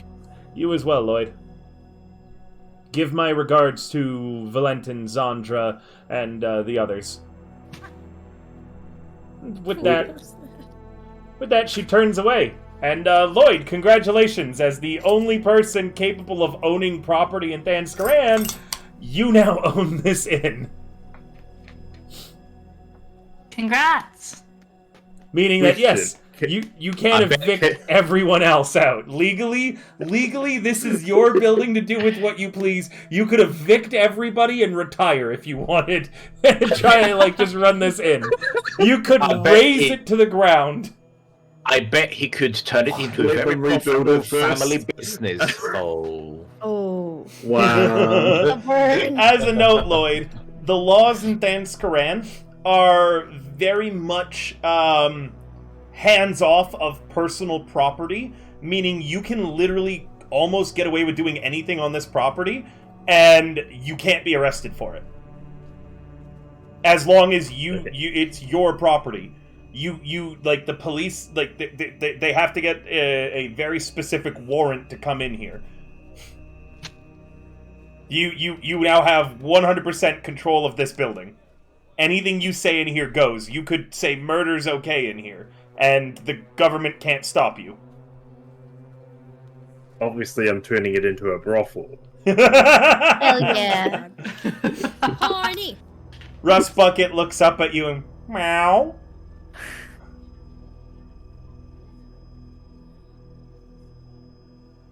Either way, congratulations on being the only native to Thanskaran. Retires and decides to go to bed. The bed turns into a mimic. You never know. You want more details on the dwarf smut? Tangled Beards is a book that actually has appeared in several of my other games, and I have been forced to go into great detail about it. So yes, there is hidden on my computer dwarven smut that I have written, and maybe one day I'll release it to the world to read Tangled Beards. But I actually have about 15 pages of it written up now because of the spiciest scenes. I mean, that just sounds like a sub-goal, live reading of Tangled Beards. Just let me know when you get it on Audible. It's quite. If I get an Audible, I'm gonna have you or Undyne read it. Actually, I'm gonna have Undyne read it. Yeah. But here's the thing: I don't want it to be an auditioned reading, or edited reading. She would be reading it blind for the first time as she's reading it on Audible because I want to hear her reactions to it. It's part of. That'd be so good. It's part of the joy. But yeah, it's. I'd read Dwarf Smut. I got the worst part is I got. Not bullied, but just provoked by someone when I was writing it. So it's really smutty. Like it is graphic. Things are turgid. There's beard bondage. Sorry. I'm gonna... Yo! I'm gonna move on from that.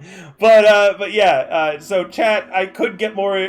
Maybe I'll make the 50% reward for the Get Well 8-bit fundraiser. Is this 50 Shades of Stone? It's basically 50. No. 50 Shades of Grey went light on the smut compared to what I've written. Like, holy shit. These 15 pages, It's basically just porn. Yeah. Yeah.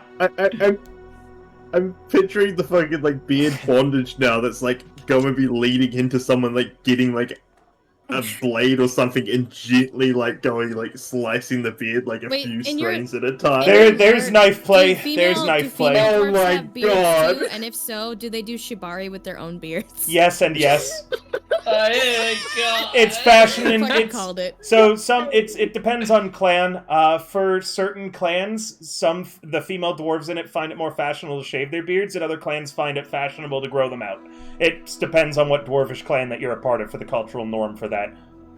So it's not strange to see male or female dwarves with different beard styles based on their clans, including in some of the females' cases them being very short or entirely clean shaven. But yeah, also just as a note too, this is volume 1 of 12. No player has successfully collected the box set. There's like a whole Is this our new quest? collection. Are you trying to make this our new like mission in the game? Do you The want us side- to be side trying quest to collect the gained. full smut? I will tell There's you a right new now side quest marker. that There's 11 markers appear on our compass. Lulubelle, Bitch, don't think I won't do it. Lulubelle, who is in Cadron, her character Karma, has volume 3 right now. Meaning Which volume do I have? You have volume 1. Hell yeah, I got the start. Let's go. Oh, excuse me. Bless you. But yeah, no, there's a lot. Like I went pretty high. I had a hyper focus night where I was like, I'm fucking tired of people asking me what the contents for this silly fluff like book title I made that was supposed to be a one-off joke. So fuck it, I'm gonna write the contents of this stupid thing so people stop asking what's in it. And I was like, I need to make sure that the players don't ask about this ever again. So I made it really like lewd, right? And then you realized. And then I realized my folly. Yeah, and then I realized that was my mistake, and now I've created a self-fulfilling prophecy. If you gather all 12 volumes, do you get to summon the god of smut? No, yeah. but the author is an NPC in the world somewhere as well, and Valentin, this is Tangled Beards has been an ongoing joke for several years across many campaigns, and Valentin's character met the author once. It is the same author, Valentin, as from that campaign many long ago. Can you buy a hard copy? I don't even remember him. There's like a tidbit of like a little nugget of memory that's like, yeah, I met the guy that made this, but I have no memory of him.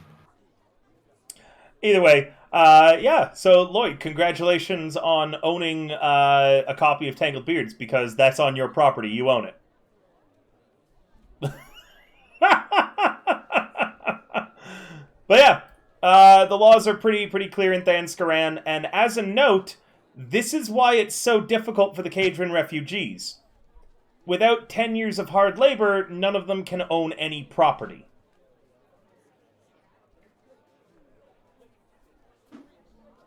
So, what's everyone else doing for the evening? I've heard from Zandra and Valentin. Let's hear from Sir Buckethead and Lloyd now. And Serario and Didi.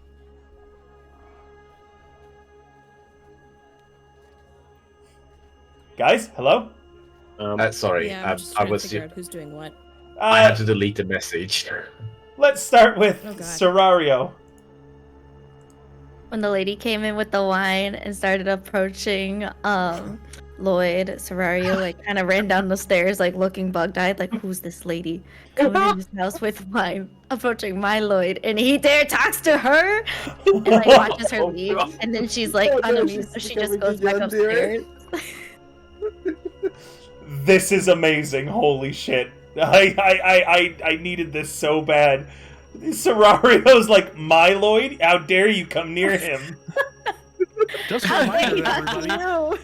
Sarah eating people in their sleep is not outside the realm of possibilities. She, yep. I mean, she just wanted to be closer to you. How old is Shalario? Yes. As a Aasimar, you could be anywhere between, like, you could be hundreds of years old. You could be hundreds to thousands of years old if you wanted Serrario. How old is Lloyd? How old are you, Lloyd? No, answer first. So he gets the side of your Here, tell you what. Serrario, I'll help you out here. You are culturally age appropriate for Lloyd. Unless you wanted this to be, like, weird. I mean... Lloyd is a daddy. Yeah, true. Remember what he looks like? He's like... I would like to shit. remind everybody that weirdness Daddy? does have to be within TOS. Yeah, Oh, I mean, absolutely. she's legal. She's an adult. She's a consenting Yeah, adult. I meant if she wanted to, like Oh yeah, I was gonna be like, 1,080. I'm like freaking old, and this like person is like a normal human.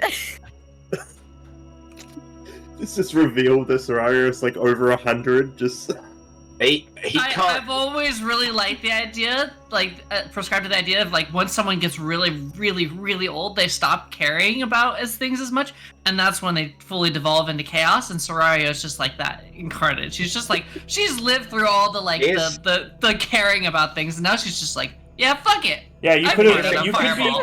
could be as old as the creation of the world, Serrario, and have fought in the era of shaping, and now just you give no fucks. Valentin? Yeah, I was just gonna say, here's a question that you might want to ask yourself. How much extra backstory do you want for yourself? That's a lot of work. I was gonna say, how old is Xander? Because we're supposed to be like close to the same age since we know each other from youth. We don't have to be close to the same age. We can just be That's true. friends. We've known each other, but you might have been an old adult. I might have been like old. Zandra's actually only in her late 20s. Okay, because I was gonna say like we're like 300, You could be 300. All right. but no one knows I'm 300. Yeah, you look like Not you're even you look like Sarah. you're mid late 20s. I'm just like past it. I like lost count after 200. I'm like, I don't know. Wow, that's a Does it large doesn't matter number to anymore? count after. All right. How old is Lloyd now? Lloyd is 37. He's not Little that does he old. know. Yeah. I was just waiting for like to get the answer of like, oh, she's like 20. I mean, Ah, I'm she's 300. 300. Yeah, Yeah. she's cradle robbing you. All right. So Serrario He's spends her young, evening baby. stalking Lloyd and making sure that no women approach him. And this is when we find out that... No, never mind. Nothing. Undyne, what's Dee Dee up to? I think, well, unless Buckethead is doing something specific with anyone else, I think she'd want to hang out with Buckethead. Sure, Because but I think the two of them have the least connection to anything in this city out of everyone else. So they'll so be far. the most confused there in a way. Yeah, honestly. what are you talking But I about? don't know what, I Buckethead don't know was what you were born thinking, here. Sly. Buckethead was Yes, born Serra- here. He's really connected to the city. Yes. So Yeah, but if like, is he anything, connected or is he just like, I'm just here. That was kind of how I Serrario's- was thinking. Like, I'm just kind of standing in the common and like, what's this place? What's this for? Why are we Yeah. here? Serrario's Yeah. been in this town less than than Sir Buckethead. So, what are the two of you doing, Dee Dee and Buckethead? Want to play a game or something? I don't fucking know. What do you do? What do you do for fun in your spare hours that you've had to spend for fun? You I flash haven't back really to had much yeah. of that. You flash back to the several days worth of combat that started almost immediately after you sprang into existence. Yeah. Well, this is like the high whiz character with the high charisma character, but charisma. Like, do you have a low whiz, Sly, or Yeah. just int? My int and Yeah, whiz so, are both like- 8. Well, that's the thing. So, like, I have no social graces. You're somehow exceptionally charming, despite being a slime baby, and it's just awkward. I feel like there's like tension, but not tension. We just are confused and awkward to like I everyone said- else, but existing. I just kind of, since we're both just standing there, I'm like, so what is this place for? I mean, isn't this are we currently in the building that was gifted to Lloyd? I would assume. Unless he kicked you out. Lloyd, are you kicking us out? Not yet. You could charge them too, Lloyd. It is an inn after all. Gotta let you repair the place first. You know? I just love the fact the party's been really mean to Lloyd. And now he controls their Have house. we been mean to Lloyd, or has Lloyd just kind of You been spent- drifting through doing his own thing? You spent Life has What? been mean to Lloyd. To be fair, Lloyd has been very secretive and not entirely as helpful as he could have been. I mean, Deirdre That's doesn't not- know much about I Lloyd, other think- than I the think fact of that the- he has a tragic backstory and hasn't really said a lot or done a lot. I was gonna Yeah, but say, I'm talking about from my perspective. Right. yeah, he's been very nice to Zandra. He tried to be. He did the calming, like the spell to calm her emotions when she was freaking out, and then stayed awake all night to make sure she slept. That was very nice, Yeah. but that was like the extent of their I feel like their interactions our- because he just never like- talks. I feel like the players haven't been as rude. The characters haven't been as rude. The players have been a lot ruder to Lloyd. Like there's a distinction here between the Meta and the in-game. player and the character in this instance. Yeah. Valentin telling me to open a family business. Oh, no, I didn't. Didn't. Yeah, say no, that. no. Blunden tried. He was like, boys' night, boys' night. And Lloyd looked at you and went, good night. And Lloyd has a simp in the party, which I love so much. I honestly, I just kind of see Lloyd as that like really dark, brooding guy that everyone thinks is weird except for the girl who's just like, he's really hot. Yeah, Serrario's like, I can fix him, twirls hair. He's the red flag I want. She's like, hey Lloyd, I heard you lost your family. Want the new one? I can be. Sad, I can make you unsad. Yeah, I can fill that hole inside of you if she puts a strap on the table. Because of Christ. Asimov, I can be your mommy or your baby girl. Oh my god, no! Oh, it got worse. What? How is It that got worse than putting a strap on the table? It's No. a hole inside you. What? Don't diss pegging. I'm not dissing, but if we're talking explicit, I feel like that's Lloyd- far more. Lloyd, you better be careful. You might wake up with her in the bed beside you, just staring at you. I'll be your next I mean, I friend. might. Yeah, I was gonna say, might wake up with an extra blanket. God! Oh my god! Hey, has anyone seen Serrario? No, but there's this We weird finally, white blanket we no haven't one's seen Lloyd either.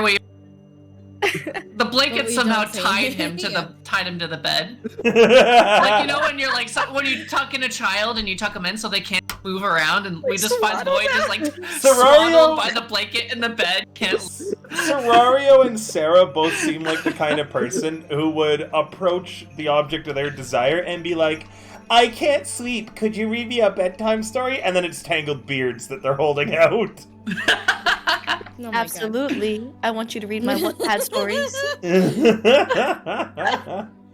Alright. Dee Dee and Buckethead. So, Dee Dee asked, what do you like to do in the few hours that you've been alive? Buckethead, how do you respond? Well, my main pastime up to this point has been fighting.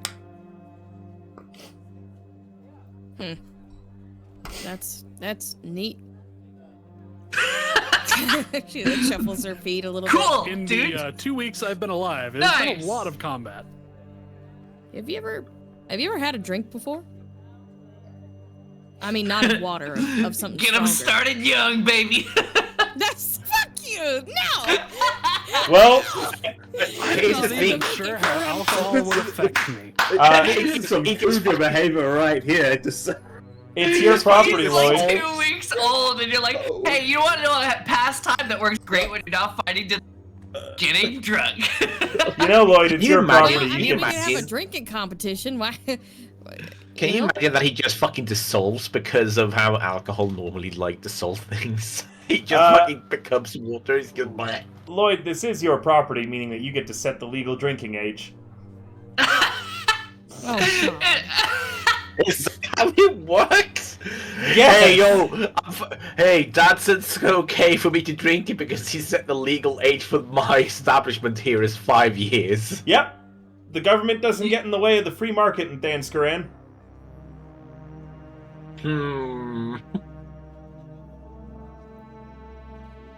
Which is a worrying thing and has caused a lot of problems. I mean, they did seem to have a very large amount of brothels that were. Do remember, Oh, you're yeah. back on the brothel train, Yeah. huh? Really eager to make this into a hoe house? Make this hoe house a hoe home. If Dee Dee wants to sleep here, she's got to work. Oh my god. Wow. River, as far as alcohol goes, would poison resistance negate that? It would mean that you would need double the amount as anyone else to get drunk. And he's I also already don't a have big liver, boy. so that's also an important question. Oh, also one thing as well, for the topic of alcoholism and other addictions like the drugs and such, for the purposes of your lay on hands and spells, I consider addiction a disease, meaning it can be cured with lay on Cured. hands. Interesting. Yep, and other But effects. then you're right back to it if you were to, Imbibe start it it up again, though. again. Yeah, Oh. Like, it's not like an immunity. I'm not trying to don't get it twisted. Well, initially I was thinking about a drinking competition, but that would be very much fun. Yeah, you're gonna lose automatically his resistance to poison. Yeah. Not that you know that. Yeah. Not I that also you know don't know that. if he even can metabolize fucking liquor. So far, no I one's hardly seen him. knew her. The way that you guys have seen him eat is that he opens up his faceplate, he pushes whatever it is inside the faceplate, and then drops the faceplate back down. For liquids, it's even more cursed as he just inserts a funnel into his face plate and then just pours it in. I'd like to think I use a straw. Straws haven't been invented yet. Well, shit. Funnel it is! Sounds like a I toilet mean, being can flushed. literally just pour it in a crack in his armor. Just Yep. I mean, I could just put my hand into whatever I'm drinking. Just Yep. stick a finger in. yeah. Well, that just makes it sound lewd.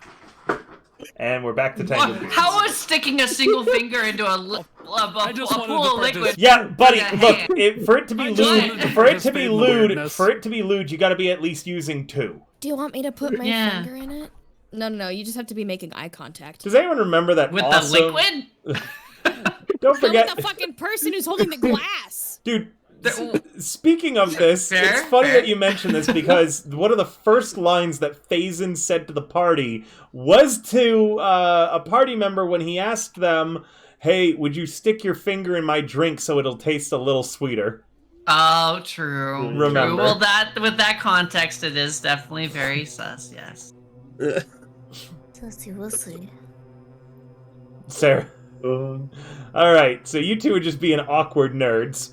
And Serario, you're That's just my name. Don't wear it out. you're just stalking Lloyd then as he sits around and does nothing, right? Yeah. Roll me a perception, Serario. Sure.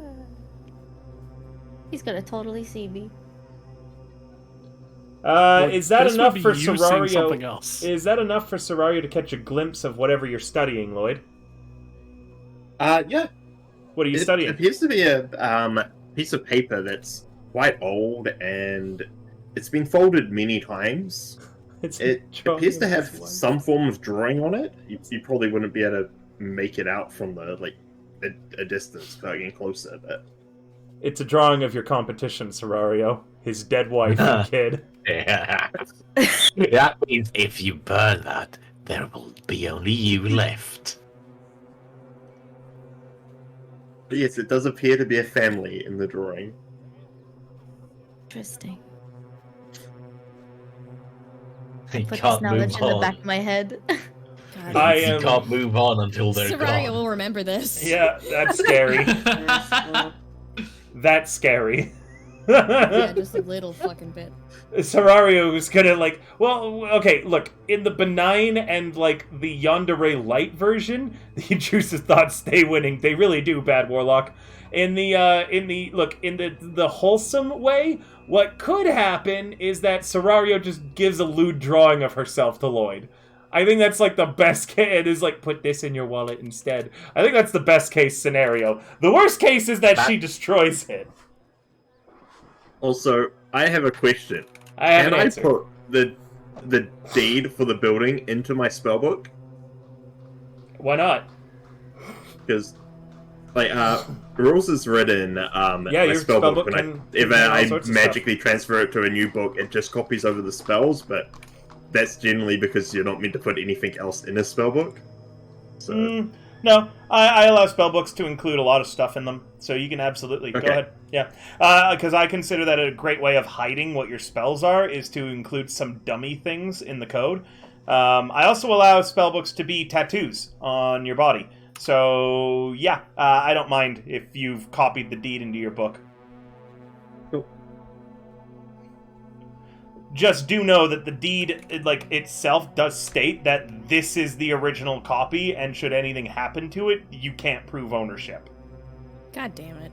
So if your spellbook were to get burned, then the deed would get burned. No, too, he's and got then a, you- he's Order of Scribes. His spellbook is magical and does all sorts of shit. It's the original deed, Yeah.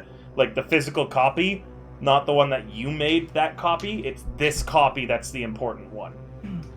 You can show the deed in your book as like proof of ownership, but if it's challenged, only this copy will stand up in court.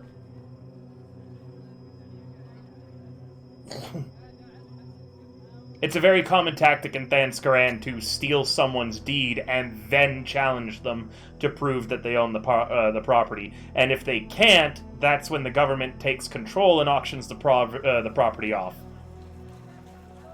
Then the person who stole the deed can swoop in and buy the property at a really low price.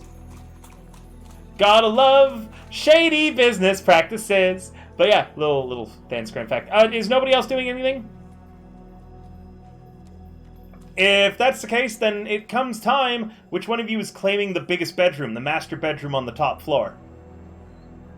Well, considering I'm 3 people, no, I'm joking. Zandra will just take one of the smaller rooms. She has very few possessions and doesn't require much. One with the 1 bed or the 2 beds? Because remember, there One are... bed. Okay. Lloyd? Well, actually, technically, Lloyd gets to decide where everyone's sleeping, including himself. Lloyd, are you taking the big bedroom, or are you going to give that to someone else? I guess I take it. Excellent. he doesn't even really care that much about it. He just takes it. Yeah. It's easy for him. Is anyone... where's everyone else? There's 2 single bedrooms left, and then the other 3 have 2 beds in them.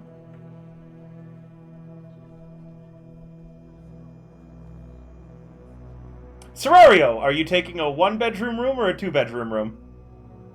She's I'm taking gonna Lloyd's bedroom. What Or are you you gonna talking are you just gonna try to sleep on Lloyd's floor or something?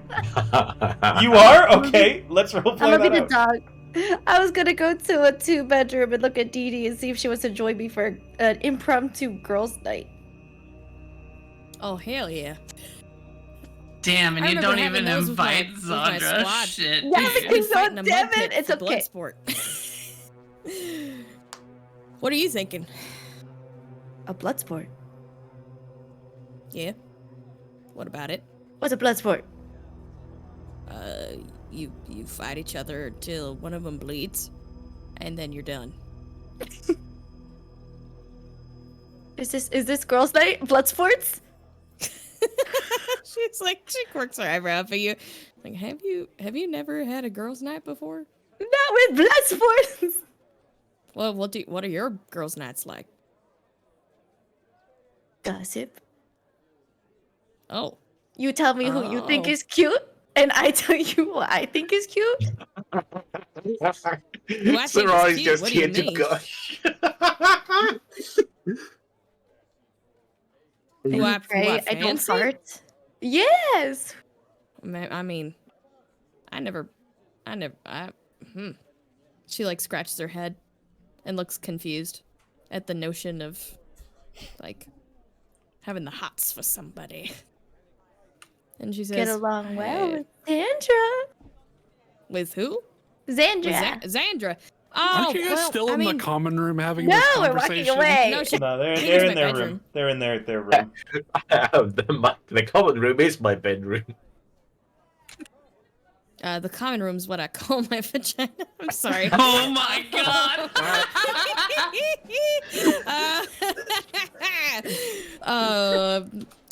Well, I've learned that nothing really good comes from falling for one of your squad mates the hard way. So Still nice to look at. yeah, she's cute. You can still window shop. Are you asking this question for any particular reason? I'm just a curious bean. I mean, curiosity is one thing, but are you interested in anyone in particular? What's going on? Keep my cards close to my chest as if she thinks you don't even notice anything about her. Yeah. Ah, yeah. Keep them real close. Right. She like again stops and just looks at you like, what now? Is that Sorry, all you do at a girls' night? Sorario's now like, okay, now teach me how to blood fight. Cool. she like makes a makeshift like fake pit out of pillows and does basically like the Orcish most pillow fighting. gentle. She does the most gentle like yeah, you know what? We have a fucking pillow fight. But I the have to death. be really careful so I don't break one of the pillows open in an accident. Fuck, wish that was me. Oh, is that an out loud thought? No, sorry, carry on. Wait, do the Yeah, rooms I'm no. still have Zandra's intact also wishing she. The rooms have some furnishing, and I will always allow there to be a saucy pillow fight in between. I will always allow there to be. How dare you question? There's You know a what? montage. Yes, there's a lot of pillows. There's more than enough pillows and mud, and with a pool. There's a little pool of mud. And bikinis! Bikinis left wrestle. behind! And miniskirts! Tiny miniskirts! I'm sorry, I think I might have gone to a dark In place this rundown there. hotel. I The might previous have. owner was intending it to I turn might. it into a mud fighting ring. I might be. Yeah. I might be compromising my artistic integrity a little bit there. Hold on. What artistic integrity? There are, in fact, pillows. Okay. Amazing. Yeah, in particular, there's 4 pillows, 2 sets of them. Never mind. No, I got it. I agree. It took me a second to Yes. We understand. can fight with our tits. Very good. We lose ourselves in the heat of passion. I'm valid. Yeah, I might have. Just miniskirts get me acting up. Sorry. All right. So, sexy pillow fight aside, that leaves Valentin and Sir Buckethead with a single bed apiece in private rooms. That's One. probably for the best. I honestly, Valent is going to try to move the bed, and he's going to try to move it into the library. Lloyd, you hear a skrrr. Do you go out of your room to see what's going on? 1-1. 1-1. 1-1. Barf. I don't You're even not gonna actually bother. bark Like, for not women concerned. fighting in mud and bikinis? Please. No. Please, no more. Valentin, no one's concerned with you moving the bed, and so you have it in the library now. Yep. 1-1. I just feel more at ease being close to my work. And I assume the library is in size larger than the just one bedroom. Yes. It's a few shelves of books. It's not that big, though. It's a few shelves of books and then a few writing tables. Yeah. It's a humble library. I sit down and I stay up very late just sketching. Are you also drawing Lloyd's family? Sorry. All right. No, specifically, I am sketching. A stretch. Thank you. What are you sketching? Basically, ways to implement the wrist launcher into my own gear, and then some other modifications I'm making to my weapon. All right. Very good. The sun's... I pass out at the desk. I was gonna also say that once Sandra was done making the notes, she'd speak to her sword again. And we can do the Lord thing tonight or another night soon, whenever you're ready. Whenever you'd like. Okay. now? So yeah, sure. 1 second. I had a special music track prepared for this. Oh God, now I'm being put even more on this. Fuck. I'm excited. I'm quite literally just making up the details as I go for this. So I hope that you enjoyed Sandra... the special music. Sandra would sit down on the bed with the sword like in her lap. And she would try and go into a place of meditation. And I should say that she's been Devon all day, but when she goes into this meditation and she comes out, Sword, I've been telling you stories every night and gotten no reaction. Perhaps I tell you something that's more important to me. Story of someone very important to me.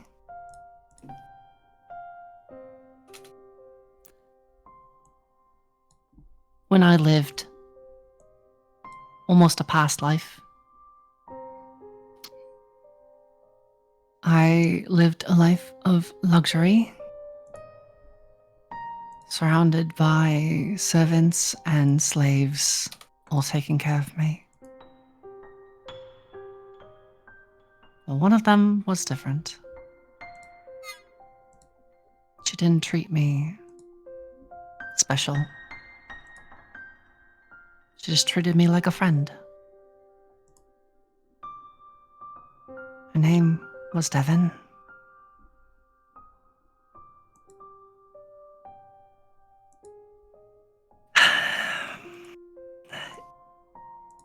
We spent many years getting to know each other, and we met in secret. I didn't know what it was at first. I didn't know it was possible for someone like her to love someone in my position.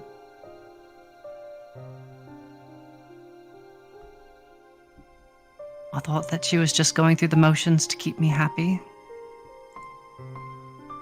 And it wasn't until she trusted me with something very important that I felt that maybe she truly did love me.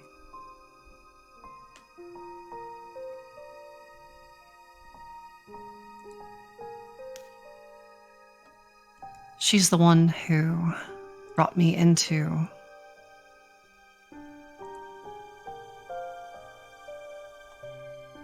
the rebels, ones that sought to find the truth behind resurrections and the stigmata.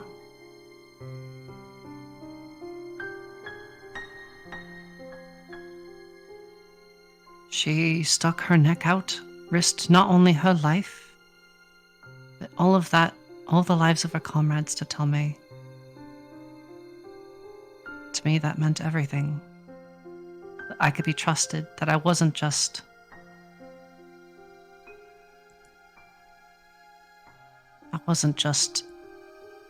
a master that she was keeping happy.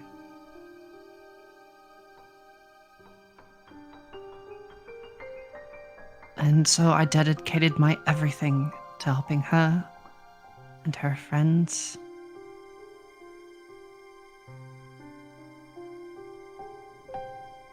I stuck my neck out, tried to get information where I could.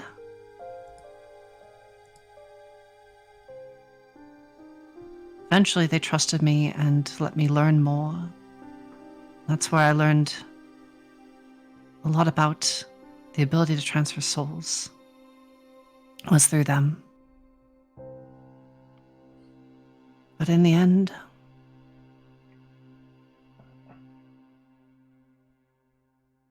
I failed her. In the end, she died in front of me. And there was nothing I could do to stop it.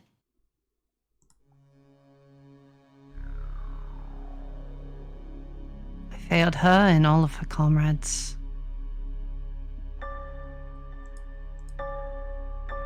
And so I fled. I ran from Rabios and I came out here. Trying to escape what I'd let happen. The loss of her was probably what broke me.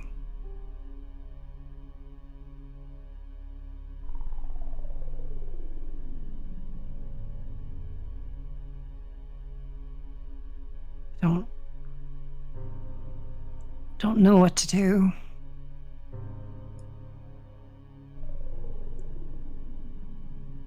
I came out here to run, not looking for answers, just looking to run. And I don't know where to go, or what the next step is.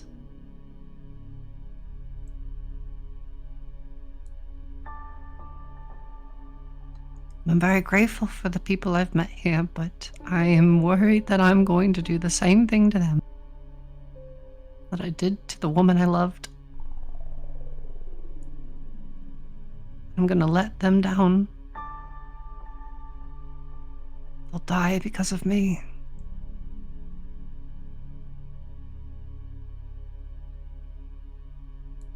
I'm determined not to let that happen, but I don't know if I can trust myself.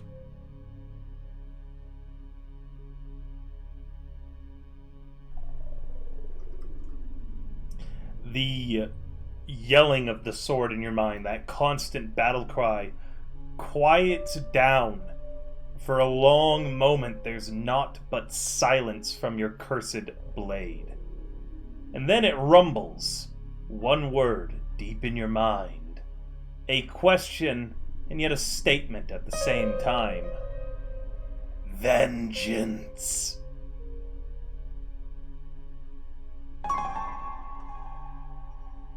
Sandra thinks on that for a minute. Vengeance.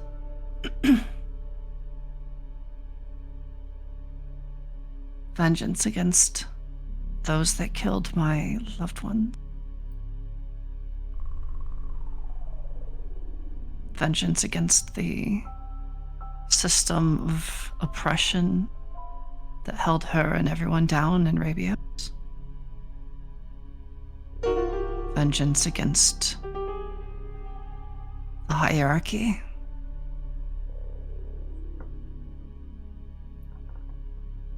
Everyone.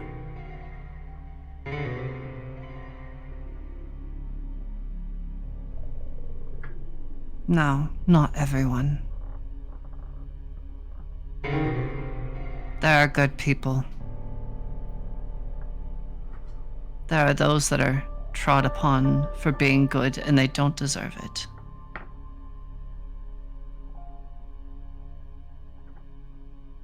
Show me.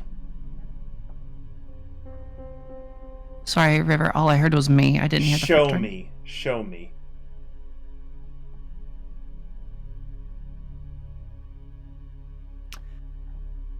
Show you the people of this city that just wanted to live their lives. The people of Rabios who weren't blessed by a good stigmata and have lived their lives as just mere slaves. Weaklings.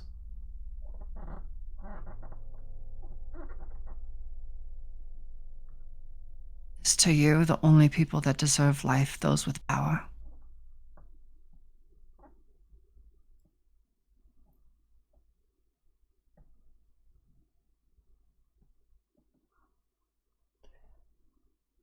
Strength allows change. Kill them all. If you kill everyone, there'll be no one left. There'll be no point in change when everyone's dead.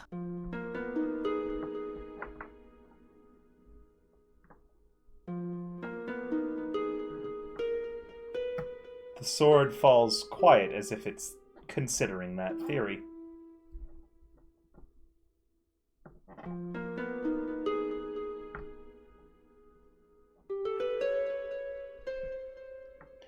And after a long, long pause, then who dies?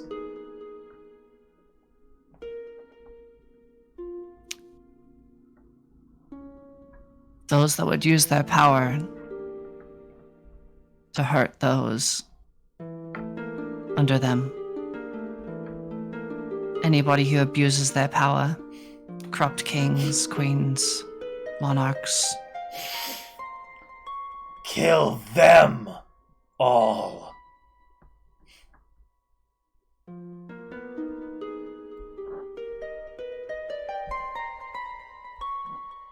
Maybe I'll need to go back to Arabia someday then. Yes. Good. Vengeance for us. Us. Us. Then the sword falls quiet and stops responding to any further inquiries. This eve, at least. Mm-hmm. But it doesn't scream in your head tonight. All right. Feels as if something fundamental in the sword has shifted.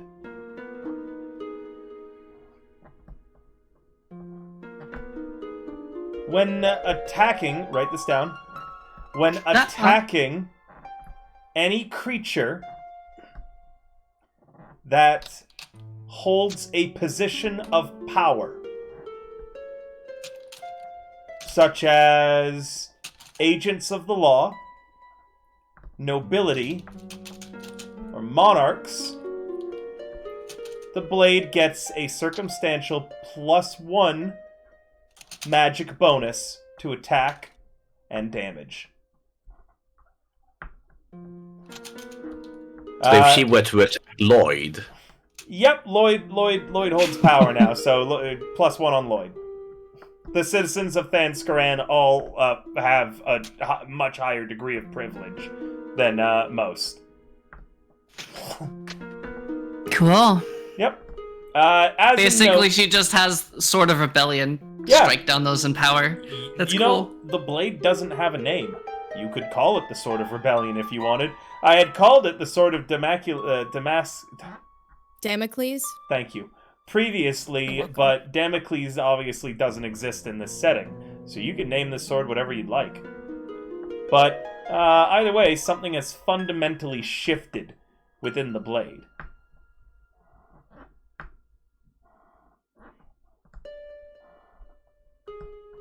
All right. Zandra will ponder. Go ahead. Sorry, yeah, I just before we go on, for just clarification purposes, obviously, this blade, when it's attacking someone in a position of power, their power has to be being actively used, so it can't be like a retired politician or something. Yeah. And they have to, them and society all have to think that they are someone in a position of power. Meaning it cannot be a rookie, like, guard who just got appointed that day. It would have to be a sergeant, an officer, or something, higher up. So the sword might be I kind of figured anybody that has, like, a serious position of power and is using it incorrectly. I've left out the fact that they have to be wielding it incorrectly. It's anyone in power. Because the sword has no way of telling good from evil, right from wrong, and no way of judging. You're the one who holds that judgment if that person in power is using it incorrectly or not. And who knows? Ooh, Maybe that's that a sword. cool name. Yeah, Judgment. exactly. It's a really nice name. Yeah, judgment was a word that I was thinking about. And who knows, Sandra? Maybe that +1 bonus applies to you. Wow, I cannot wait for us to What do start you mean? doing Wait, it would apply against me? Maybe. Yes. You could be seen if it would apply against Lloyd for owning property, you with your stigmata, it could be applied on as well. I don't have that stigmata anymore, as you pointed out That's true. last time. So currently it wouldn't be. But just to let you know, I'm just trying to put in there that the sword doesn't actually have a way of judging if someone's using it incorrectly or not, just if they hold that position of power. I can't wait Okay. to get into philosophical debates over who holds actual power whenever someone gets used to it. So, does this wolf wield special power over the other wolves? I'm trying to get that Is this the alpha clarification. wolf? Yeah, I'm trying to get this clarification out of the way. Obviously, it's only going to work on humanoids too. Yeah. I won't abuse this. It'll be something where it'll be like, I'm thinking it'll mainly just be like a flavor time when it'll come out. It won't be a all the time thing. Yep, I'll let you know when it applies. Okay, Cool. excellent. With that, Zandra, what do you do for the rest of the evening? Also, I hope you like the special music. She will sleep well. She will sleep well for the first time in a long time. It feels like she'll sleep without constant screaming in her head.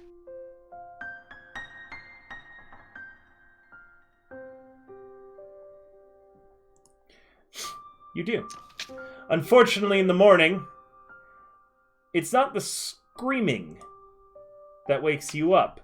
Instead, the sword has something new, where it keeps repeating, power, power, power, power, power, power, power in your head now throughout the whole day. Well, no, it's the power first guy. Interesting. Okay. The sun All right. rises over a grateful Nessus. There is busyness going on outside of your guys' nameless inn. Unless you want to tell me that one of you is woken up early to paint the sign. I mean, Lloyd owns it, so... I don't even really know the purpose of the sign. I don't wake up early, as in I wake up early. I just kind of stir awake. When I stir awake at my desk and my back is killing me. Or I guess... I guess it's another day, huh? You believe yourself to be a real pirate, are you? Oh, God! Oh, my neck, my back. My pussy and my crack. I was about to say that.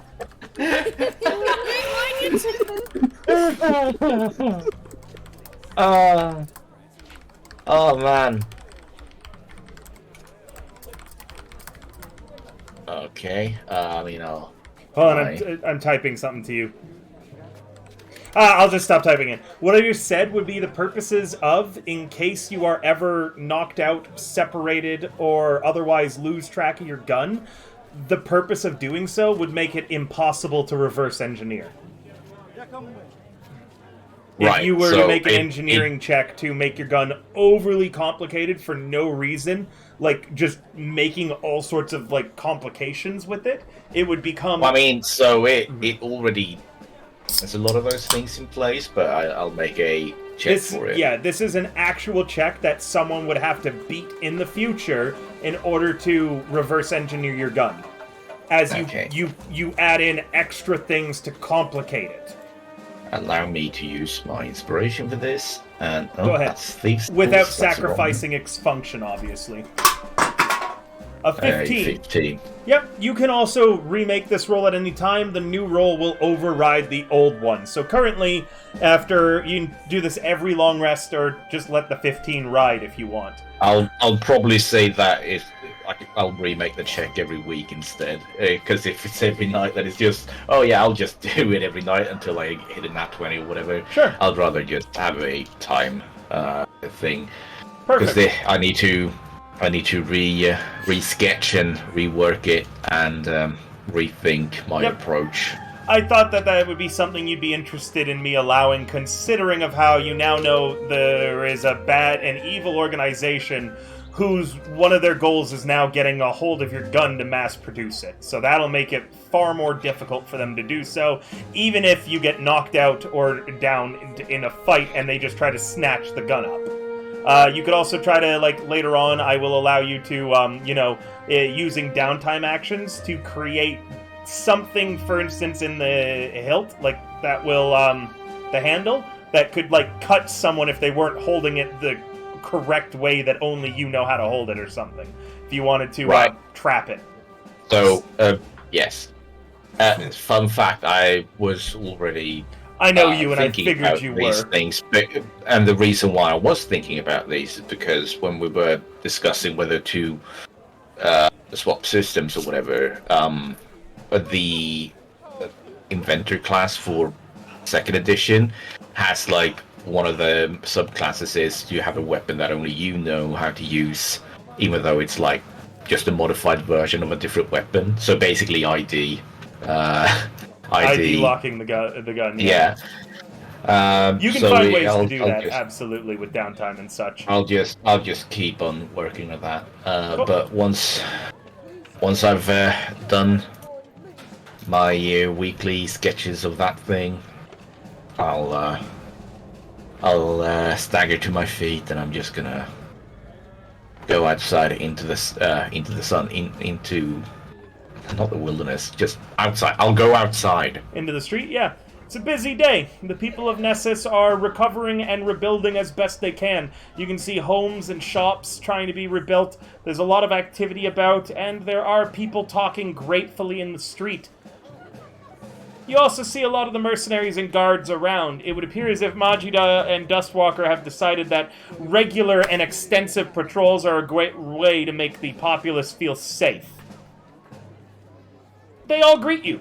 The mercenaries that you would come here with on the sand skiff, they all give you a little wave as they see you, Valentin, and just good morning as they're heading by on their duties and things like that. Some of the civilians that you've rescued, you can see moving about Nessus as well, and one of them is approaching the inn with what appears to be a basket. Oh no, it's a bomb. She spots you and kind of turns bright red and just holds the whole basket out for you. Oh, you don't need to give this to us. Really, we don't need it. You really should be using it for the city itself. Perhaps get in the good graces of the new mayor. She stammers a few times. She's a young woman, probably in her early 20s, with honey color eyes, deep brown, tan skin, and long black hair tied back in a braid. Will it be easier for you if I accept it? She nods up and down furiously a few times, still bright red. Thank you. I'll make sure that everyone in my party understands how grateful everyone is. She shakes her head. Lloyd. Oh, right. I'll make sure that he receives your gift. She turns and kind of runs away. What does that mean? Reminds me of middle school, where people would ask me if I could give my best friends a love letter in place of them.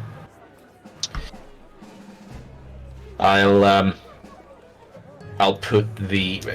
Is there anything inside that's like has an expiration date on it? You open it up, and it appears to be a freshly baked pipe bomb. loaf of bread. Freshly baked loaf of bread with a letter on top of it that is sealed with like a heavy lipstick kiss and smells faintly of perfume. I'll Kicked out of here. I'll Sierra, take Sierra's I'll about take- to commit a crime. I'll take that letter, and I put it into my. Well, I first think about putting it into my coat, which is still bloodied and red and not cleaned at all, and I think to myself, I should probably get rid of this at some point. Too bad that this is also my armor.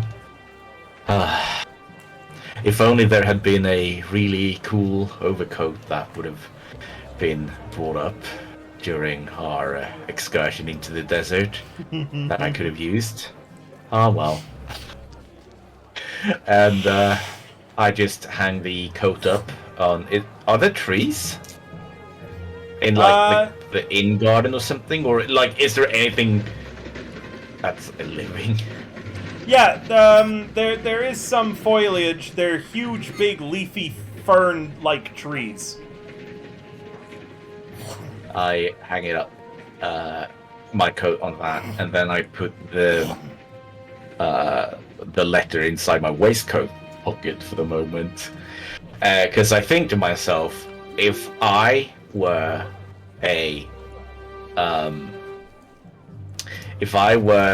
both a shy girl and I was also a shy older gentleman, I would not want someone to see my affections on full display, and so I'll think to myself, I'll give this to Lloyd without risking someone else spot this ahead of time, so that he can do as he wants with this letter. And I am sure that there will be no other misunderstandings of me giving him a letter with a lipstick. Anyway, as I'm out there, I am going to be. I am practicing quick draw techniques as just in the morning sun. Sure. What's everyone else doing as you wake this bright Nessus morning?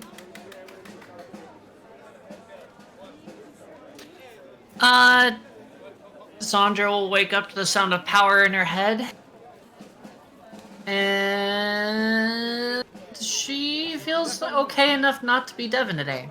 There's a pause as you wake up in the power, and the sword says, "Good morning." Aww. Power, power, power, power, power, power, power, power, power. Sandra sighs. Good morning. And then she'll get out of bed and she'll grab her pack that was normally almost empty, but is still full of swords and weapons that we've collected from enemies through our travels.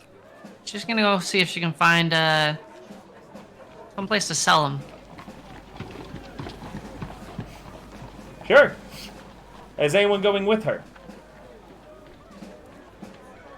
I'm not going with her, but I'll just point out that I'll note her leaving. Sure. If I go down to the common room and there's people there, she'll ask if anybody wants to join her. Anyone in the common room right now? Probably me. Lloyd would be down there writing the report. Lloyd's writing the report, and what are you doing, Buckethead? I will offer to go with because I have no idea what to do with my downtime. I don't know what downtime is. I've never had any. All right. The two of you leave from the front door of the inn, and you see Valentin out front practicing his quick draw. Morning, Valentin. Morning. Is it? Who am I speaking to? Sandra. Morning, Sandra. Morning, Buckethead. Did Buckethead come along? Sorry, Yeah, he did. Yes, He did. I did. Oh yeah. Off to the, I assume, market or bakery or something. Yeah, I'm off to sell these swords and weapons that I don't think we have any use for. If you don't mind, while you're out and about, Yeah. I'll hand you 20 gold ahead of time.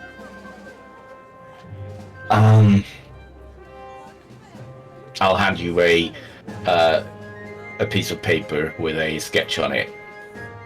If you can find a blacksmith that still does work, that would be capable of creating a contraption that looks like this, and it's a fairly intricate sketch on the paper, and the specifics for it is whatever, but if you can find a blacksmith that is capable of producing this, I would be greatly grateful.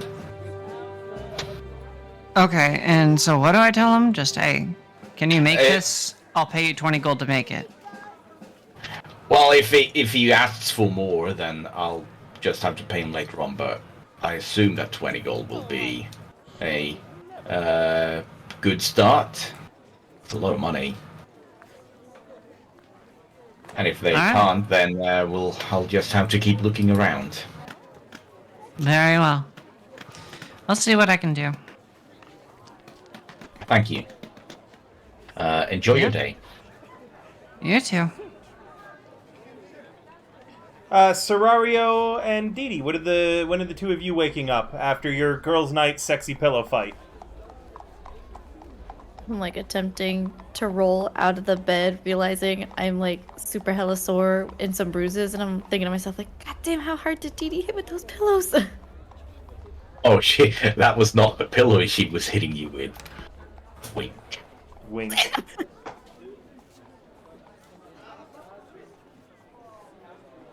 What are you doing? You going downstairs? She is slowly getting ready. Serario is not a morning person at all, but she will mosey on downstairs after she is like a sloth at getting there. You see Lloyd down there. She He's says writing a nothing. report. Just looks. Sorry? She says nothing. She looks at him. Drools. Well, she's just thinking a little bit about that picture.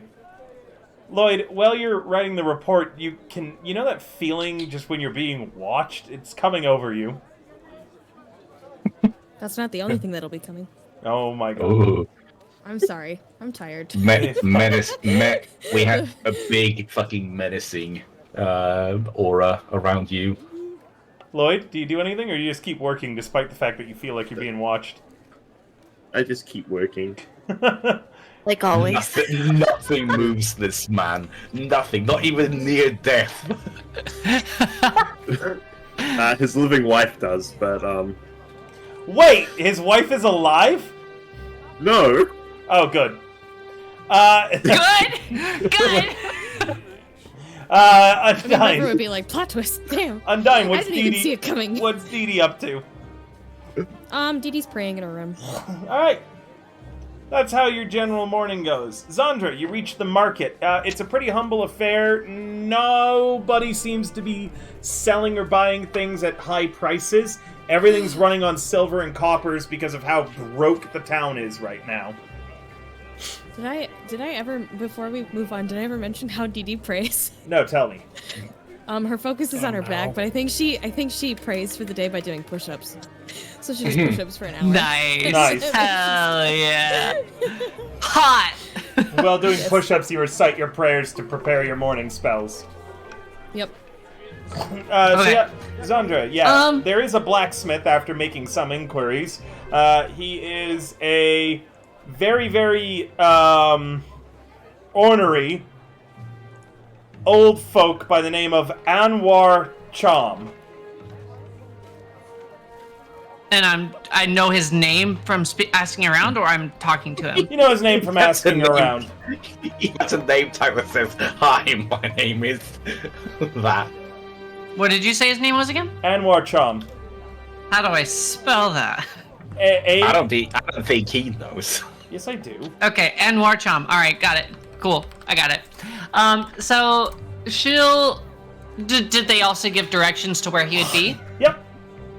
Cool. She'll head over in that direction. She's gonna choose not to sell the weapons for now, Okay. since everything's so cheap.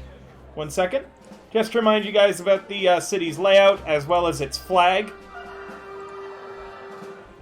Your inn is on Red Ridge, which is the area where the docks are.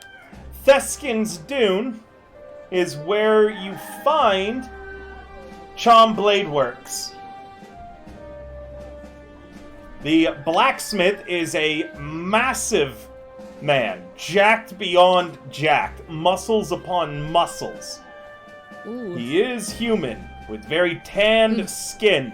His hair he keeps extremely short, and although it was once black, you can tell it's mostly peppercorn white at this point. Does he have a ring on his finger? I knew you were going. He does not. And he's currently Excuse me, sir. hammering Are away. you looking for a hot orcish wife? No, excuse me, are you Anwar? Aye? What do you want? One of my, I have a friend that's looking to have something made, and he sent me along with some schematics, I think he called it. And I'll show him the paper. He's willing to pay to have he's willing to have this made. He'll pay you. And he takes the page and he turns it over and he scratches his head with his huge calloused hand. The fuck is this? Do I look I fucking know? You're the one who brought it to me. Yeah, How much are you paying? He's paying 20 gold now, and then he's willing to talk price after. 20 gold now and then more later for this? I guess. Alright, tell him I can have it to him by the end of the evening. I'll have my daughter run it over. Alright, Oh, and she'll yeah. hand over the 20 gold. As Voliton's spidey sense tingles as he realizes he sent the two dumbest members of the party with his money. He not only sent the dumbest member of the party, but also the person with the probably the lowest charisma in the entire group. Well, I just left very detailed descriptions on the schematics, so I assume that the blacksmith can work it out, and you guys I didn't meant need about him to. gouging the shit out of you. Yeah, he's Yeah. probably gonna try. Tell him It's fine. you tell him I want double this. All right. Oh, and a Sounds fine good. bottle of liquor. I'm running dry. Okay. Oh, I Those refugee bastards drained every drop out of my store when they raided us. okay. 20 more gold and a bottle of fine liquor. Got it. All right. Cool. Wait, how much more do you what? think I can get out of them? Oh my god. I don't approve of you trying to gouge him. I'm not. He's I'm succeeding. already offering a discount. Is he a man? Sandra will try and roll insight on that. Yeah, sure, go ahead. Can I do that as well? Oh no! Never Yeah. mind. No, he's absolutely price gouging. Even 20 gold is more than enough for what he wants. Sandra will actually say, "Well, we'll stop." She was about to walk away. She turns around and looks back. You're price gouging him, aren't you? A little. Man's gotta make a living, and the city. You gotta make a living, but we saved this city. We brought back those people. Are Town's, you going to do dirty the man that helped you? Town's done for. I need as much money as I can so I can get me and my daughter out of here. Then you'll have to make it honorably. Be a real pirate. Fine. 20 gold and a fine bottle of liquor. Yeah, so I'm not as really as To drown my Fine. sorrows at how much I'm losing. many people here. Even though you're already making more than you're due. Aye, but it's about the potential value in something. You're not from Thanskaran, are you? No. Well, Do I don't. look like I'm from Thansaran? She says, very clearly in Azamar. No, that's why I look, 20 gold, fine bottle of liquor, get out of my shop. All right. She'll turn and head out. Okay. All right. Anybody? I guess at some point you all meet back up. Unless anyone wants any one-on-one time, maybe to give someone a letter, Valentin. Sorry. That's alright. It was very cute. 1 second. Once I've done my exercises, I'm gonna move inside with the basket, and I'm gonna look at Lloyd. I'm gonna look around the room for anyone else. Yeah, Okay. you can see Serario lurking. Plotting, waiting. Looking at you. Oh God! With her special eyes. I'm gonna put the basket on the in front of him. Hey, Lloyd. Hmm? I just realized my mic doesn't pick that up. No, I heard it. Oh, okay. Yes. The townspeople were grateful that we rescued them, and so they wanted to leave off a gift for us. And as you are the owner of this establishment now, this rightfully belongs to you. So you can do with it as you see fit. Oh, Does What is the it? basket have the letter in it? No, like I said, I put it in my waist Okay, pocket. okay. Carry on, carry on. I- It's a basket of bread, Okay. Lloyd. And then I'm going to leaning. Sorry, I you got a see leaning- all of this. I'm gonna lean in close. I'm gonna take out the letter, Roll a perception, Serario. and I'm going to say, "And this is for boys' night," and I will. Serario, with an 18, you can see and hear what he said, and he's handing Lloyd a perfume-scented letter with a red lipstick kiss on it. And he's God saying, damn this it. is for boys' night. This is for voice. And I start stuffing the letter into whatever pocket I can see of Lloyd's. And then I Lloyd where- just gives you the most confused stare. Like, and then I just pat wherever I put the letter, and I say, "You should read that privately." At this point, I think Deirdre's like walking down the stairs in some kind of like tank with a towel draped over her shoulder, hair disheveled, sweat dripping down her brow. And she watches this exchange and says, "Remind me never to join in on boys' night." Serario, do you say looking like anything she to wouldn't Dee? be into it. Do you say Serario's thinking that Valentin is somewhat in love with Lloyd, and she's like, wait, what? Does he wear perfume and wear lipstick when I don't know about it? That sounds very intimate. Serario, you turn. I feel like Serario would Dee- like kind of be into that. Serario, you turn. Dee Dee's right beside you. What do you say anything to her? What do you do? I'm like, did you see the letter?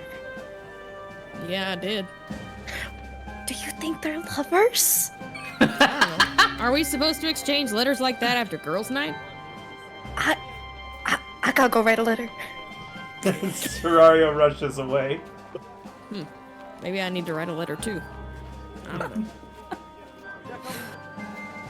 Lloyd, Deirdre takes out like a napkin, borrows a pen from somebody, and says, scrawls in really messy script, thanks for girls' night. It was fun.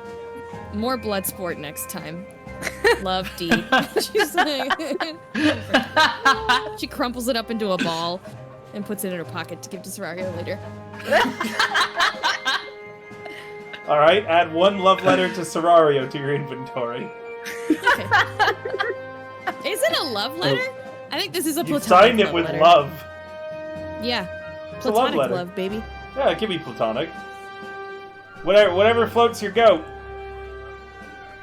Like, how much bread is in this basket? And is it like It's like an little absurd amount of bread. buns? It's an absurd amount of bread.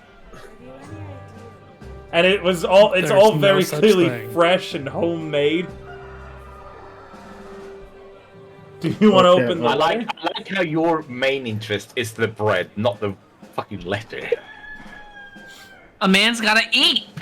Yeah. How many rations are they?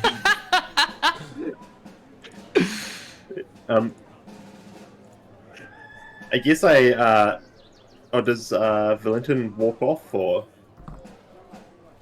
I mean, Valentin too is dripping with sweat, and his brow is glistening in the light. Are there windows again? I think there were windows, right? Yes, no glass windows though, just shutters. And as the wind blows through. Oh the no, I'm open sorry. window- I had said that all the windows in this city have been like strange and like stained glass. It's a beautiful design in here still. Okay, so in the various different colors shining in through the window, it glistens off of Valentin's brow as sweat drips down his face. You should read that letter in private whenever you get the chance. Preferably soon. Did you want some bread while it's still fresh?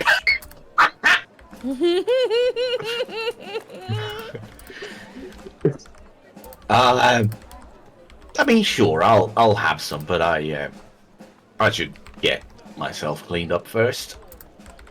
Boys' night. Okay. Dee Dee, did you also want some bread? Yeah, I'll take some bread. She takes a roll and unceremoniously hucks it in her mouth. That's good bread. You bake this as well? Who knows? We should. Someone gave it to Valentin to give to us, but looks good. Do you open the letter? I guess I just open the letter now, yeah. It reads this on the inside.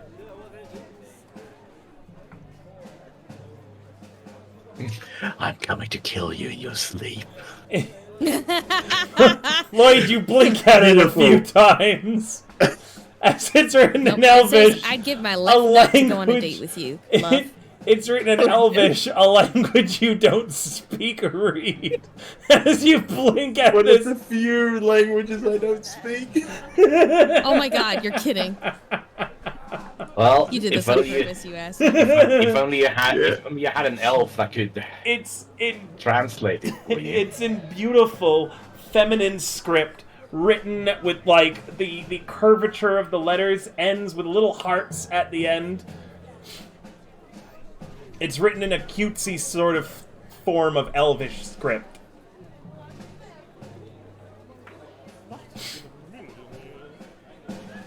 This really confuses Lloyd because he knows Valentin's a half elf, but doesn't understand why he would use Elvish.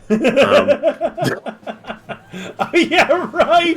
You would still think it was written by Valentin because it's in Elvish, and he gave it to you, and he's a half elf. Man, it's almost like this whole thing was planned.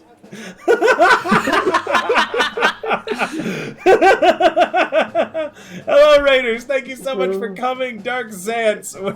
We're currently. A love letter from a villager that Lloyd rescued was given to Valentin to be handed to Lloyd. The problem is, it was unsigned on the front. Valentin said something that led Lloyd to believe the letter was from Valentin, and it's written in Elvish, a language Lloyd can't read, but everyone knows Valentin can.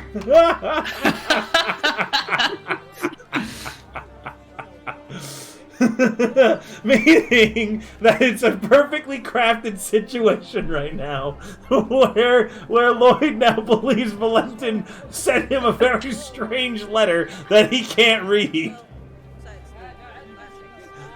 Lloyd, what do you do with this letter? It smells just really strongly of perfume. And again, like I said, it's written in very cutesy Elvish script with little hearts anywhere that one would make sense. Like, you know how, girls in high school will dot an I with a heart? It's like that. I mean girls. True. So, Don't Lloyd, judge me. what do? You've got this letter. I guess seeing I can't read it, I just put it away for now and start eating some of this bread. Believe me, by the way, I can read it already. I'm like, uh-oh.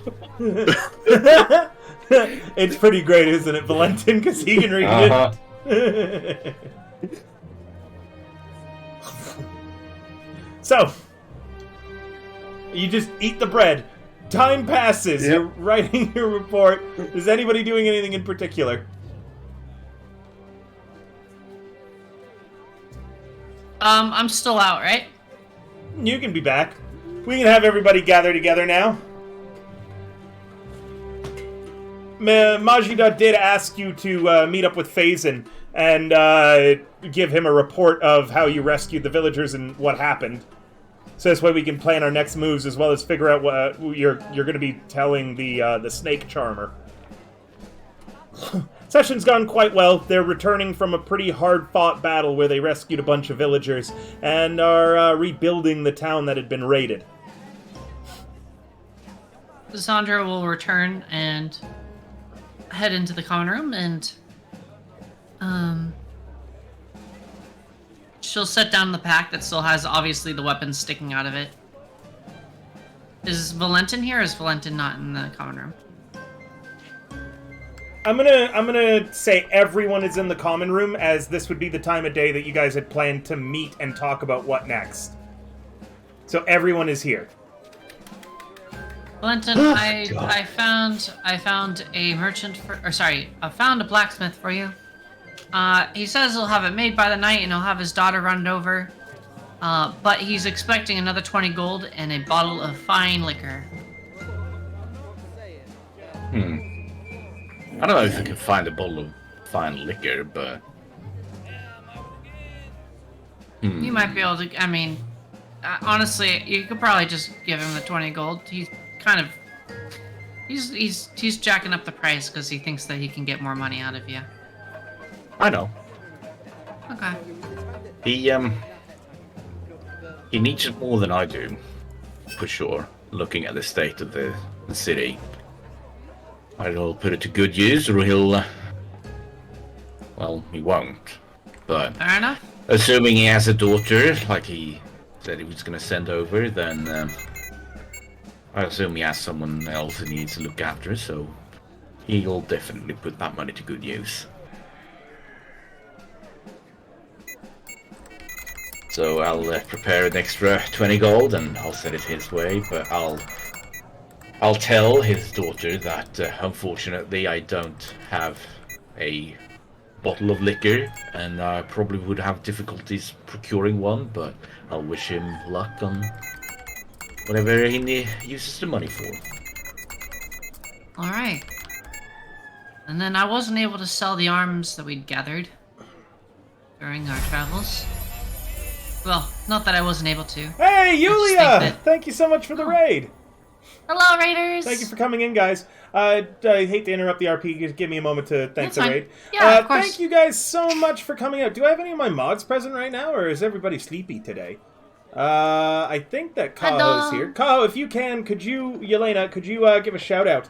Thank you guys so much for coming out. If you don't know who I am, I'm River the Bard. I'm a TTRPG VTuber. I do a lot of TTRPG content, also a lot of variety streams. Today we're playing our VTuber D&D game, Blood on the Sand. The party members, after rescuing a bunch of villagers, are all currently talking, and because of some mistakes involving languages, several love letters have now crossed throughout the party, and there may be assumptions that certain party members are in love with each other, Lloyd and Valentin.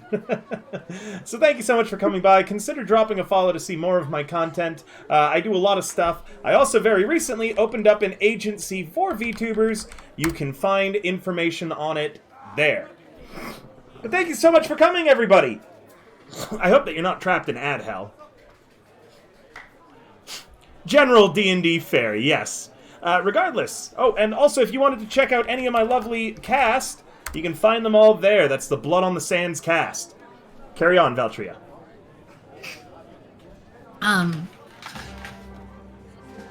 The current state of the economy here in the town is very poor. I could sell these weapons, but I was also thinking that perhaps maybe the town will need them to guard itself. Perhaps we can find a way to distribute these weapons amongst the guards or the patrols. Probably better put in their hands than just being sold for a few extra silver. It'll probably be best, as you said, given out to the mercenaries. They'll either put them to good use themselves, or they'll help arm the citizens that are able to defend themselves. And we won't have to put extra thought into it, and they can probably even aid with training them for the future. Perfect. Well, is there anything else we need to do here, or can we head on over to our meeting? Well, there's some bread for you. Bread, I will be offering bread to everyone as they come downstairs or enter the building. Serario, he's offering you the bread. Oh my god, the Eh. bread. Hey, can I offer you a bread in these trying times? Did you read my letter, Lloyd? No. Why not? I'm not sure if you're aware of this, but I do not understand Elvish.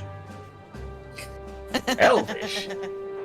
Yes, of course, Elvish. Yes, of course, yes. I would obviously write it in Elvish to code it from onlookers. Why did I write it in Elvish again? I thought we were humans. Anyway, yes, I shall read it to you privately later on. Mario's sweating.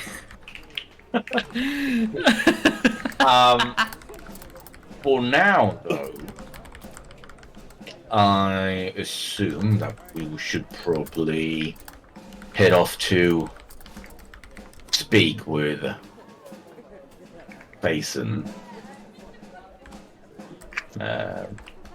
debrief him on what we managed to uncover, and find out our next steps.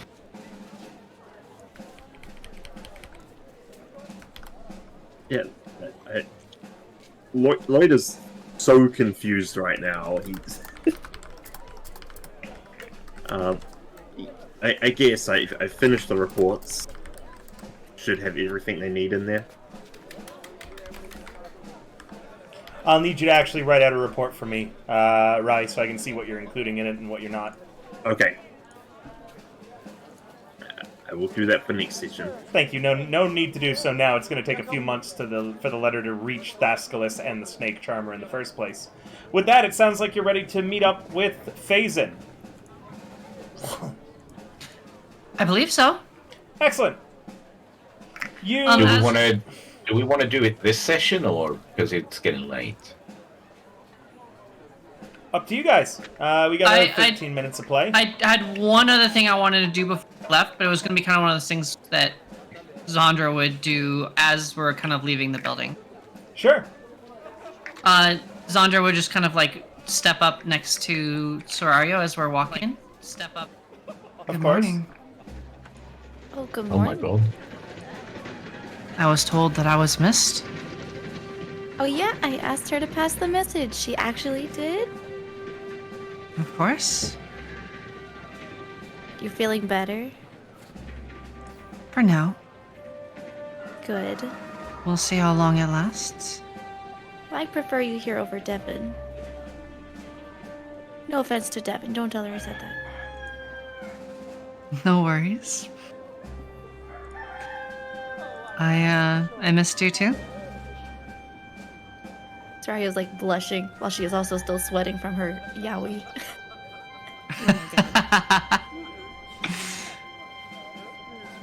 Have you, I'm sorry that I've been out of it. I'm not sure how to describe it.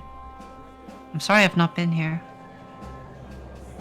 No need to apologize. You gotta figure your things out too. We just missed you a lot.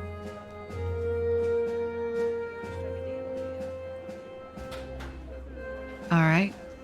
Sandra gets a little awkward. Kind of like fiddles with her hair a little bit. Oh, okay. Can love bloom on the think battlefield? Sorry. Carry on. If you say you missed me, I guess I'll trust you. It's just, I'm not sure why you guys would miss me. You too. What? I didn't hear that. What'd you say? Like we like you for you, and like Devin's not you.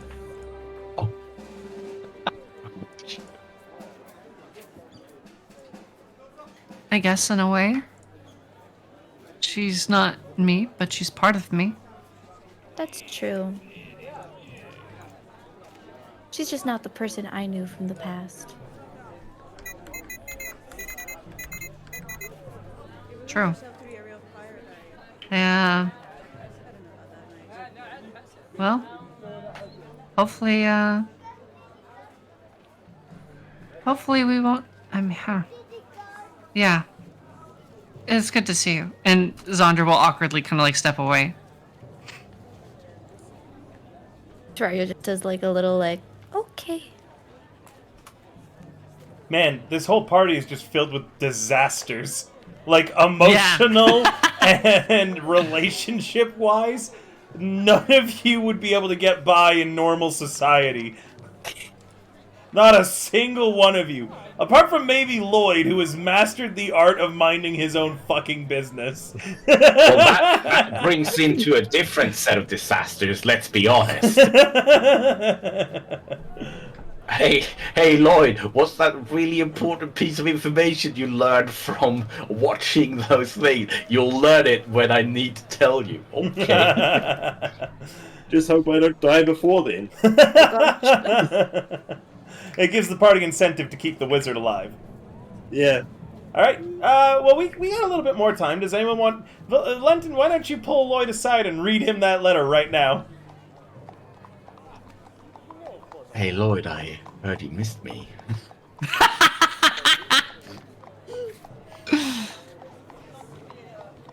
I was told so by... Hold on, can I get one moment? Lloyd, do you still wear your dead wife's wedding ring? I do. Okay, good to know. Carry on.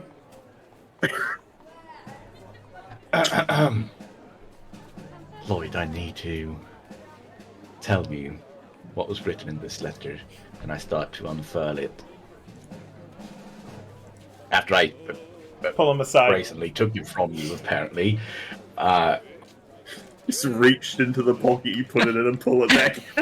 Yeah. I like to imagine because Eye contact the whole he's time. described patting the pocket he put it in. I like to imagine you slipped it into his front pocket, so you're like boop boop boop, and now you're just going back in there. Yeah, I'm going inside his pocket. He's been in those pants many times. Boys' night? What's right?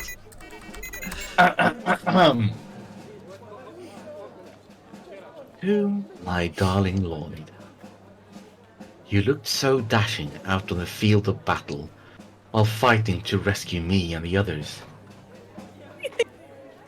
I was smitten with you right away. I would love to get the time to know you in an intimate way. If you feel the same way, meet me by the oasis just north of Thescan's Dune at midnight. With love, Nesma Chum. Thank you for the follow, oh my god, Tekuzai. Carry on. Lloyd, Now I don't know who Nesma Chum is, but I assume that's the girl that came delivering bread. Let me teleport to the tabletop screen, Mielda, so you can see their stats. Misty Step!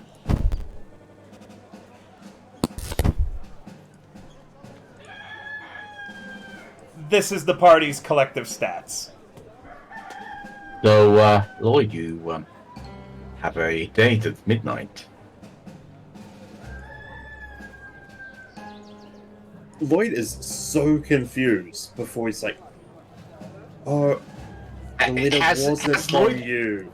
Has Lloyd ever not been confused? At times. Anyway, as you were saying. Thanks for translating, I guess. I guess I should go thank them for the bread. Yes. Do you need backup? Or are you fine on your own? You know, just in case it's an ambush.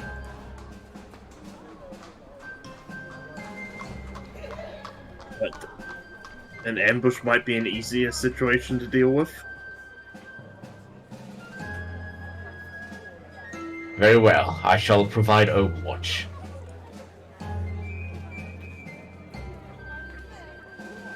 And I pat him on the shoulder.